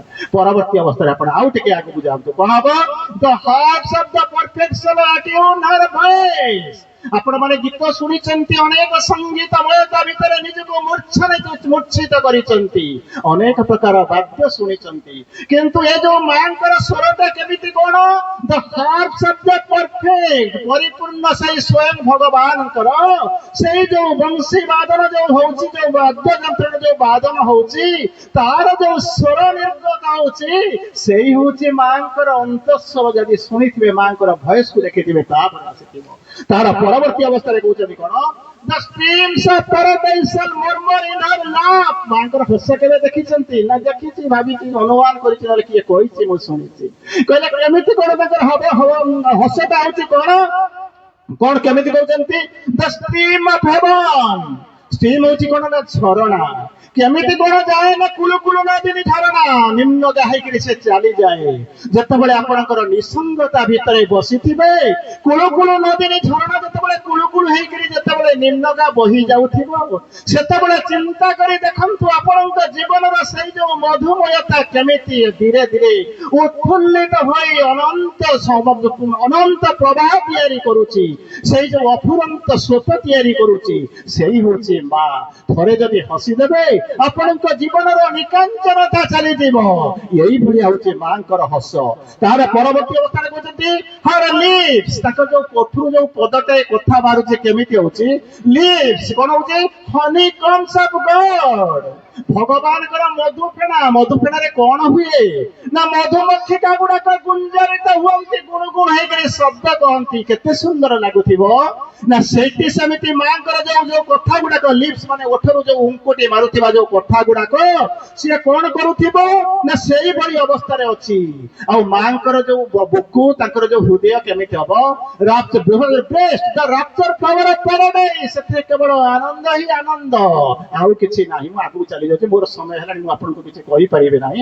ଶେଷ 4 ଲାଇନ ଏଇଭଳିଆ କହୁଛି ଯଦି ମା ଆସିଗଲେ, ମା ଆସି ସାରିଛନ୍ତି, ଯଦି ମା ଆସିଗଲେ କଣ ହବ ନା ଛୋଟିଆ ଜିନିଷ ଠାରୁ ଆରମ୍ଭ ହବ। କଣ କେମିତି ଛୋଟିଆ ଜିନିଷ a seed shall be sown in the death's tremendous hour। ମୃତ୍ୟୁର ଯୋଉ ଘନ ଗର୍ଜନ ଶୁଭୁଛି ତା ଭିତରେ କେବଳ ବୀଜଟାଏ ବପିତ ହବା ଆରମ୍ଭ କରିବ। ଆଚ୍ଛା, ମଞ୍ଜିଟାଏ ପୋତିଲା ମାନେ ତ ନ୍ୟାଚୁରାଲି ଗଛଟାଏ ହବ ନା, ଧୀରେ ଧୀରେ ଉଠିବା ଆରମ୍ଭ କରିବ। ଯଦି ସେଇ ଯୋଉ ମାର seed seed shall be sown in the death tremendous hour, ଆଚ୍ଛା ସେଥିରୁ ଯୋଉ ମଞ୍ଜିଟା ଯୋଉ ଗଛଟା ଉଠିବ ସେ କେମିତି? A branch of heaven transplant to the human soil. Human soil ଏଇ ଯୋଉ ମାଟିରେ ଆମେ ରହୁଛୁ ତା ଦେହରେ ବ୍ରାଞ୍ଚ ଅଫ ହେଭେନ୍, ସ୍ୱର୍ଗୀୟ ତରୁର ଏକ ଶାଖା ଆସି ଅନୁପସ୍ଥିତ ହବ, ଟ୍ରାନ୍ସପ୍ଲାଣ୍ଟ ହବ। ସେତିବେଳେ କଣ ହବ ନା nature shall overleap for mortal state, ଯୋଉ ଧୀରେ ଧୀରେ ଧୀର ପଦକ୍ଷେପରେ ବର୍ତ୍ତମାନ କିଏ ଯାଉଛି ନା ପ୍ରକୃତି ଗତି କରୁଛି। ତାକୁ କଣ କରାଯିବ ନା ତାକୁ ଡେଇଁକିରି ପଳେଇ ଆସିବ, ତା ଭିତରେ ପରର କଣ ଲାଗିଯିବ, ତାର ଡେଣା ଲାଗିଯିବ। ସେତିକି ବେଳେ କଣ ହବ? Fate shall be changed by an unchanging will. ଫେଟ୍ ହଉଛି ଗୋଟେ ଡିପେଣ୍ଡେଣ୍ଟ ଭାରିଏବଲ। ଯଦି ମ୍ୟାଥମେଟିକ୍ସ ମାନେ ଥିବେ ତାକୁ ଭଲ କରି ବୁଝିବେ। ଯେମିତି କଣ କି ଗୋଟେ ଡିପେଣ୍ଡେଣ୍ଟ ଭାରିଏବଲ, ଗୋଟେ ହଉଛି ଇଣ୍ଡିପେଣ୍ଡେଣ୍ଟ ଭାରିଏବଲ। ଏକ୍ସାମ୍ପଲ ଦିଅନ୍ତୁ, y = 2x + 3। x ହଉଛି କଣ ନା ଭାରିଏବଲଟା। ଯଦି x ର ଭ୍ୟାଲ୍ୟୁ ବଦଳୁଥିବ, x ର ଭ୍ୟାଲ୍ୟୁ ଉପରେ y ର ମୂଲ୍ୟ ନିର୍ଭର କରୁଥିବ। ସେମିତି ଏଠି ହଉଛି କଣ? ଫେଟ୍ shall be changed। y ହଉଛି କିଏ ସେ ନା ଫେଟ୍, ବଦଳିବ କିଏ ସେ ନା x ର ଭ୍ୟାଲ୍ୟୁ ଅନୁସାରେ। ଯେମିତି y ର ଭ୍ୟାଲ୍ୟୁ ବଦଳି ଯାଉଛି, ଠିକ ସେଇଭଳିଆ ଗୋଟେ ଅନଚେଞ୍ଜିଂ ୱିଲ୍ ସିଏ ବଦଳିବ ନାହିଁ, କିନ୍ତୁ ବଦଳେଇବ କାହାକୁ ନା ସିଏ ହଉଛି ଇଣ୍ଡିପେଣ୍ଡେଣ୍ଟ ଭାରିଏବଲ। ତାର ମୂଲ୍ୟ ଉପରେ ଭାଗ୍ୟଟା ନିର୍ଭର କରୁଛି ବଦଳେଇବା ପାଇଁ। ଶେଷ କଥାଟା ଏଇଭଳିଆ କହୁଛି ଏବଂ ଆଜିର ଆଲୋଚନାକୁ ଏଇଠି ବସିକରି ମୁଁ ଶେଷ କରିବାକୁ ଯାଉଛି। କଥା ହଉଛି କଣ? ଚିନ୍ତା କରି ଦେଖନ୍ତୁ, ଯୋଉଦିନ ସପ୍ତରଥୀ ମିଶିକିରି ଅଭିମନ୍ୟୁକୁ ମାରିଦେଲେ, ସେ କାହାଣୀ ନିଶ୍ଚିତ ଭାବରେ ଆପଣମାନେ ଶୁଣିଥିବେ। ମରିଗଲା ପରେ ତାର ଯେତେବେଳେ କ୍ରିୟାକର୍ମ ହବା ପାଇଁ ତାକୁ କଣ କରୁଛନ୍ତି, ଯେତେବେଳେ ଆଣିକରି ରଖାଯାଉଛି, ସେତେବେଳେ ଅର୍ଜୁନ ଫେରି ଆସୁଛନ୍ତି। ନ୍ୟାଚୁରାଲି ବିଦଗ୍ଧ ପ୍ରାଣର ସେଇ ଯୋଉ ଉକ୍ତି, ଯୋଉ ବିରହ, ତାକୁ ନିଶ୍ଚିତ ଭାବରେ ଆପଣ ମାନଙ୍କର ସେ ଧାରଣା ନିଶ୍ଚିତ କିଛି ଥିବ। ଏକମାତ୍ର ସେଇ ଯୋଉ ଯୋଗ୍ୟ ସନ୍ତାନର ଯୋଉ ବିରହ, ଯୋଉ ମୂର୍ଚ୍ଛନା, ତାକୁ ଶୁଣି ସାରିଲା ପରେ ତାଙ୍କର ଅନ୍ତ ସ୍ୱରଟା ଯେମିତି ଫାଟି ପଡ଼ିଲା ପରି ଲାଗୁଛି। ତଥାପି ମୃତ୍ୟୁ ତ ଜୀବନର ଏକମାତ୍ର ସତ୍ୟ ବୋଲି ସେ ଗ୍ରହଣ କରିସାରିଥିଲେ। ତେଣୁ ଯାଉଛନ୍ତି ନିଜର ଗୁରୁଦେବଙ୍କୁ ଯାଇକରି ପଚାରୁଛନ୍ତି, ଗୁରୁଦେବଙ୍କ ପାଖକୁ ଯାଉଛନ୍ତି। ଗୁରୁଦେବ ତାଙ୍କୁ ସାନ୍ତ୍ୱନା ଦଉଛନ୍ତି, କାରଣ ପୁତ୍ର ହରା ନିଜର ପ୍ରିୟ ସବୁଠାରୁ ପ୍ରିୟ ଶିଷ୍ୟ, ଯିଏକି ନିଜର ସନ୍ତାନକୁ ହରାଇ ସାରିଛନ୍ତି, ସିଏ ବର୍ତ୍ତମାନ ଆସିକରି ପହଞ୍ଚୁଛନ୍ତି ଗୁରୁଦେବଙ୍କୁ ଦେଖା କରିବା ପାଇଁ। ମାରିଛନ୍ତି କିଏ ସେ ନା ଗୁରୁ ଏବଂ ତାଙ୍କରି ସଙ୍ଗରେ ମିଶିଥିବା ଅନ୍ୟମାନେ ସପ୍ତରଥୀ। ଗୁରୁଙ୍କୁ ପ୍ରଣାମ କରୁଛନ୍ତି, ଗୁରୁ ତାଙ୍କୁ ସାନ୍ତ୍ୱନା ଦଉଛନ୍ତି। ଅର୍ଜୁନ ପଚାରୁଛନ୍ତି, ଗୁରୁଦେବ, ଜନ୍ମ ହେଲେ ମୃତ୍ୟୁ ଅନିବାର୍ଯ୍ୟ, ମୁଁ ଜାଣିଛି। ବୀର ଗତିକୁ ପ୍ରାପ୍ତ ହେଇଛି ମୋ ପୁଅକୁ, ମୁଁ ଆଜି ମୋର ପୁଅର ଜନ୍ମ ପାଇଁ, ମୋର ପୁଅର ମୃତ୍ୟୁ ପାଇଁ ମୁଁ ଦୁଃଖ କରୁଛି ସତ, କିନ୍ତୁ ମୁଁ ଜାଣିଛି ମୋ ପୁଅ କଣ କେମିତି ଯାଇଥିବ, ମୁଁ ଜାଣିଛି। କିନ୍ତୁ ଗୋଟିଏ ଛୋଟିଆ କଥା ପଚାରୁଛି। ନା କଣ ପଚାରିବାକୁ ଚାହୁଁଛ? ନା ଆପଣ ମାନେ ହଉଛନ୍ତି ବୀର, ମହାବୀର, ମୋ ଆଗରେ ଠିଆ ହେଇଛନ୍ତି। ନା ହଁ, ମୋ ପୁଅ ହଉଛି 14 ବର୍ଷର ବାଳୁତ ପିଲାଟାଏ। ପୁଣି କାହା ସଙ୍ଗରେ ନା ଯୋଉଠିକି ଜାଣିଛନ୍ତି ଚକ୍ରବ୍ୟୁହ ଭିତରକୁ ପ୍ରବେଶ କରିବା ଜାଣିଥିଲା, ଫେରିବା ଜାଣିନଥିଲା। ତା ଭିତରକୁ ମୋ ଛୁଆ ବାଳୁତ ସନ୍ତାନଟା ଚାଲି ଯାଇଥିଲା। ଆପଣଙ୍କ ଭଳି ସବୁ ଯୋଉ ମହାରଥୀ ମାନେ ଥିଲେ, ଯୁଦ୍ଧର ସମସ୍ତ ନିୟମକୁ ଭାଙ୍ଗି ଦେଇ ସାରି ଆପଣ ମାନେ ତାକୁ ମାରିଲେ, ସେଥିରେ ମଧ୍ୟ ମୋର ଦୁଃଖ ନାହିଁ। କିନ୍ତୁ ଗୋଟିଏ ପ୍ରଶ୍ନର ଉତ୍ତର ଦେବେ ନା କଣ? ଛୋଟ ପିଲାଟା ମୋର ଆପଣ ମାନଙ୍କ ଭଳି ବିରାଟ ବିରାଟ ସପ୍ତରଥୀଙ୍କ ସହିତ ଯେତେବେଳେ ଲଢାଇ କରୁଥିଲା, ସେତେବେଳେ ସେ ପଛ ଘୁଞ୍ଚା ଦେଇ ନାହିଁ ତ, ଡରି ଯାଇ ନାହିଁ ତ, ଆଖିରେ ଲୁହା ଗଡ଼ାଇ ନାହିଁ ତ? ସମୟ ଉତ୍ତର ଦେଇପାରୁନି, ସମୟର ଭାଷା ମଧ୍ୟ ପାଉନି ସମୟ। ଗୁରୁଦେବ କହୁଛନ୍ତି, କୋହବଦ୍ଧ ହେଇ ଶ୍ୱାସରୁଦ୍ଧ ହୋଇ ଗୁରୁଦେବ କହୁଛନ୍ତି, ଅର୍ଜୁନ, ଆମ ଭିତରେ ଏଇ ଯୋଉ ସପ୍ତରଥୀଙ୍କ ଭିତରେ ଜଣେ ବି କେହି ନଥିଲେ ଯେ ତୋର ପୁଅ ଅଭିମନ୍ୟୁର ବାଣ ଦ୍ୱାରା ଆକ୍ରାନ୍ତ ହୋଇଥିଲା। ବିଜୟ ଲାଭ କରିବା ପାଇଁ ମୁଁ ଚକ୍ର ବ୍ୟୁହର ରଚନା କରିଥିଲି, ତତେ ବାହାରକୁ ପଠାଇ ଦେଇଥିଲି। କଳ୍ପନା କରୁଥିଲି କଣ ନା ଆଜି ମୁଁ ଯୁଧିଷ୍ଠିରକୁ ବନ୍ଧନ କରିନେବି, ଆଉ ତାପରେ ଯୁଦ୍ଧର ଆବଶ୍ୟକତା ପଡିବ ନାହିଁ। କିନ୍ତୁ ଆଜି ମୋର ବିଜୟ ଆଉ ପରାଜୟ ଭିତରେ ଜଣେ ଯଦି କେହି ଠିଆ ହେଇଥିଲା, ସେ ହଉଛି ତୋର ସେଇ ସୁପୁତ୍ର, ସେ ହଉଛି ବୀର ପୁତ୍ର ଅଭିମନ୍ୟୁ। ସେ ନଥିଲେ ମୁଁ ଆରେଷ୍ଟ କରି ନେଇଥାନ୍ତି, ଯୁଦ୍ଧ ସରି ଯାଇଥାନ୍ତା, ତୁ ଆସିଲା ବେଳକୁ ଆଉ କିଛି ନଥାନ୍ତା। କିନ୍ତୁ ସେ ଏମିତି ଚକ୍ରବ୍ୟୁହ ଭିତରକୁ ପ୍ରବେଶ କଲା, ଆଉ ଚକ୍ରବ୍ୟୁହକୁ ଭାଙ୍ଗିଲା। ମରିଗଲା ସତ, ବୀର ଯୁବକ ମୃତ୍ୟୁ ତୁମକୁ ଅମର କରିଛି, ବିଫଳତା ତୁମକୁ ଗୌରବ ମଣ୍ଡିତ କରିଛି। ସେ ମରିଗଲା ସତ, କିନ୍ତୁ ଏତିକି ଜିନିଷ ଏଇ ହଉଛି ଜୀବନର ସତ୍ୟ। ଏମିତି କେହି ଆମ ଭିତରେ ବୀର ସନ୍ତାନ ବୀର ପୁଙ୍ଗବ ନଥିଲେ ଯିଏ ତାର ବାଣରେ ଆକ୍ରାନ୍ତ ହେଇନଥିଲେ, ଆହତ ହେଇନଥିଲେ। ତେଣୁ ଆମେ ଭାବିଲୁ ତାକୁ ଯୁଦ୍ଧର ସବୁ ଯାକ ନିୟମକୁ ଭାଙ୍ଗି ଦେଇକରି ତାକୁ ମିଶିକରି ଆକ୍ରମଣ କରି ମାରିଦେଲୁ। ପାଣି ଟିକେ ପାଇଲା ନାହିଁ, ଜସ୍ତ୍ର ଖଣ୍ଡେ ପାଇଲା ନାହିଁ, 14 ବର୍ଷର ବାଳୁତଟାକୁ ଆମେ ମାରିଦେଲୁ। ଇତିହାସ ଆମକୁ ମନେ ରଖିବ ଏକ ନେଗେଟିଭ କ୍ୟାରେକ୍ଟର ଭାବରେ। ଇତିହାସ ଆମକୁ ପ୍ରତି କେବେ ଦୟାବାନ ହବ ନାହିଁ। ତଥାପି ସମୟର ଆବଶ୍ୟକତା ଥିଲା, ତାକୁ ମାରିଦେଲୁ। କିନ୍ତୁ ତାର ପଛରେ ଅର୍ଜୁନ ଫେରି ଆସୁଥିଲା। ଅର୍ଜୁନ କିନ୍ତୁ ଜାଣିଥିଲା ଯେ ଏକ ଯୋଗ୍ୟ ସନ୍ତାନକୁ ଜନ୍ମ ଦେଇଛି, ଯେ ନିୟତିକୁ ବଦଳାଇ ଦେଲା, ନୂଆ ଇତିହାସ ଲେଖିଦେଲା। ତେଣୁ ଅନ୍ତତଃ ଆଜି ପରି ଶୁଭ ଦିନରେ ଇନଷ୍ଟଲେସନର 27ତମ ପ୍ରତିଷ୍ଠାର ଅବସରରେ ଅନ୍ତତଃ ଏଠି ଯୋଉମାନେ ଆସି ବସିଛନ୍ତି ସେଇମାନଙ୍କୁ ଆହ୍ୱାନ, ଭାଗ୍ୟକୁ ଶେଷ ବୋଲି ଭାବନ୍ତୁ ନାହିଁ। ଭାଗ୍ୟ ବଦଳିଯିବ, ଭାଗ୍ୟ ନିୟତି ବଦଳିଯିବ, ଯନ୍ତ୍ରଣାର ଅବସାନ ହବ, ଲୁହ ସବୁ ଶୁଖିଯିବ। ଆପଣଙ୍କ ଜୀବନ ଏକ ନୂତନ ଜ୍ୱରରେ ଉଦ୍ଭାସିତ ହୋଇ ଉଠିବ। ଆପଣଙ୍କ ଜୀବନ ଦିବ୍ୟ ଜୀବନରେ ପରିଣତ ହବ। ସେଇ ଆଶା ରଖି ଆଜିର ସନ୍ଧ୍ୟାରେ ଆପଣମାନଙ୍କୁ ପୁନର୍ବାର ପ୍ରଣାମ ଜଣାଇ এই আলোচনাକୁ এইଠି ରଖୁଛି। ସମସ୍ତଙ୍କୁ ପ୍ରଣାମ। ବନ୍ଦେ ମାତରମ୍। ଧନ୍ୟବାଦ। ଧନ୍ୟବାଦ ଭାଇ। ଭାଷା ମୋ ପାଖରେ ନାହିଁ କିଭଳି ତାକୁ କନକ୍ଲୁଡ କରିବି। ବହୁତ କ୍ଲିଷ୍ଟ ଜିନିଷକୁ ଅତି ସୁନ୍ଦର ଭାବରେ ଆପଣଙ୍କ ପାଖରେ ଭାଇ ଉପସ୍ଥାପନ କଲେ ଯେ ଗୋଟିଏ ଅନଚେଞ୍ଜିଂ ୱିଲ୍ ଆମକୁ ଆମର ଭାଗ୍ୟବାନ ନିୟତି ବା ଆମର ଯେଉଁ ମୃତ୍ୟୁ ବା ବିଭିନ୍ନ ମୃତ୍ୟୁରେ ସମ୍ମୁଖୀନ ହେଉଛନ୍ତି ତାକୁ ଆମେ ପାର କରିପାରିବା।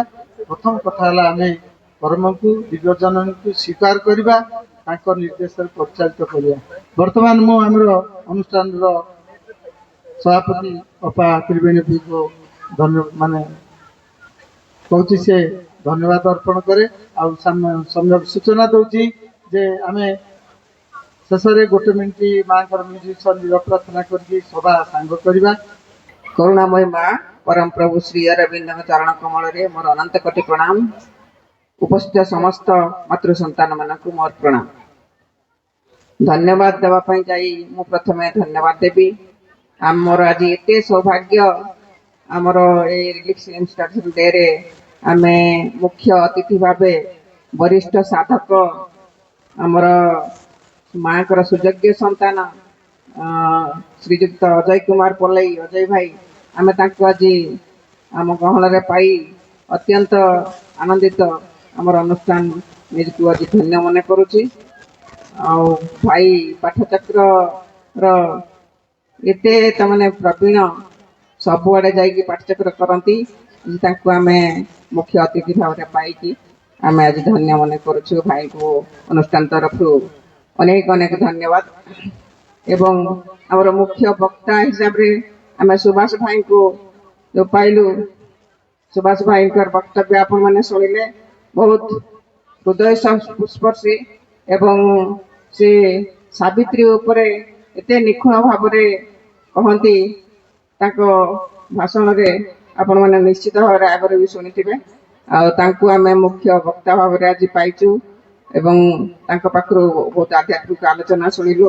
ତାଙ୍କୁ ଅନୁଷ୍ଠାନ ତରଫରୁ ଅନେକ ଅନେକ ଧନ୍ୟବାଦ। ଏବଂ ପ୍ରଭାତ ଭାଇଙ୍କୁ ଆମେ ପାଇଥିଲୁ ସମ୍ମାନିତ ବକ୍ତା ଭାବରେ, ତାଙ୍କ ପାଖରୁ ଆମେ ପ୍ରଥମେ ଶୁଣିଲୁ। ତାଙ୍କୁ ଅନୁଷ୍ଠାନ ତରଫରୁ ଅନେକ ଧନ୍ୟବାଦ। ଆମେ ଆମର ମଞ୍ଚାସୀନ ଆମର ସମ୍ପାଦକ ଶ୍ରୀଯୁକ୍ତ ଶରତ କୁମାର ଭଞ୍ଜ ଭାଇ, ସେ ଏହି ଅନୁଷ୍ଠାନର ଆଜିର ଏହି କାର୍ଯ୍ୟକ୍ରମ ପାଇଁ ସେ 15 ଦିନ ହେଲା ରାତି ଦିନ ସବୁବେଳେ ଅହର୍ନିଶି ଚିନ୍ତା କରୁଛନ୍ତି ଏବଂ ଆଜିର ଏହି ପବିତ୍ର 2 ଦିନର କାର୍ଯ୍ୟକ୍ରମ ପାଇଁ ସେ ଅନେକ ପରିଶ୍ରମ କରିଛନ୍ତି।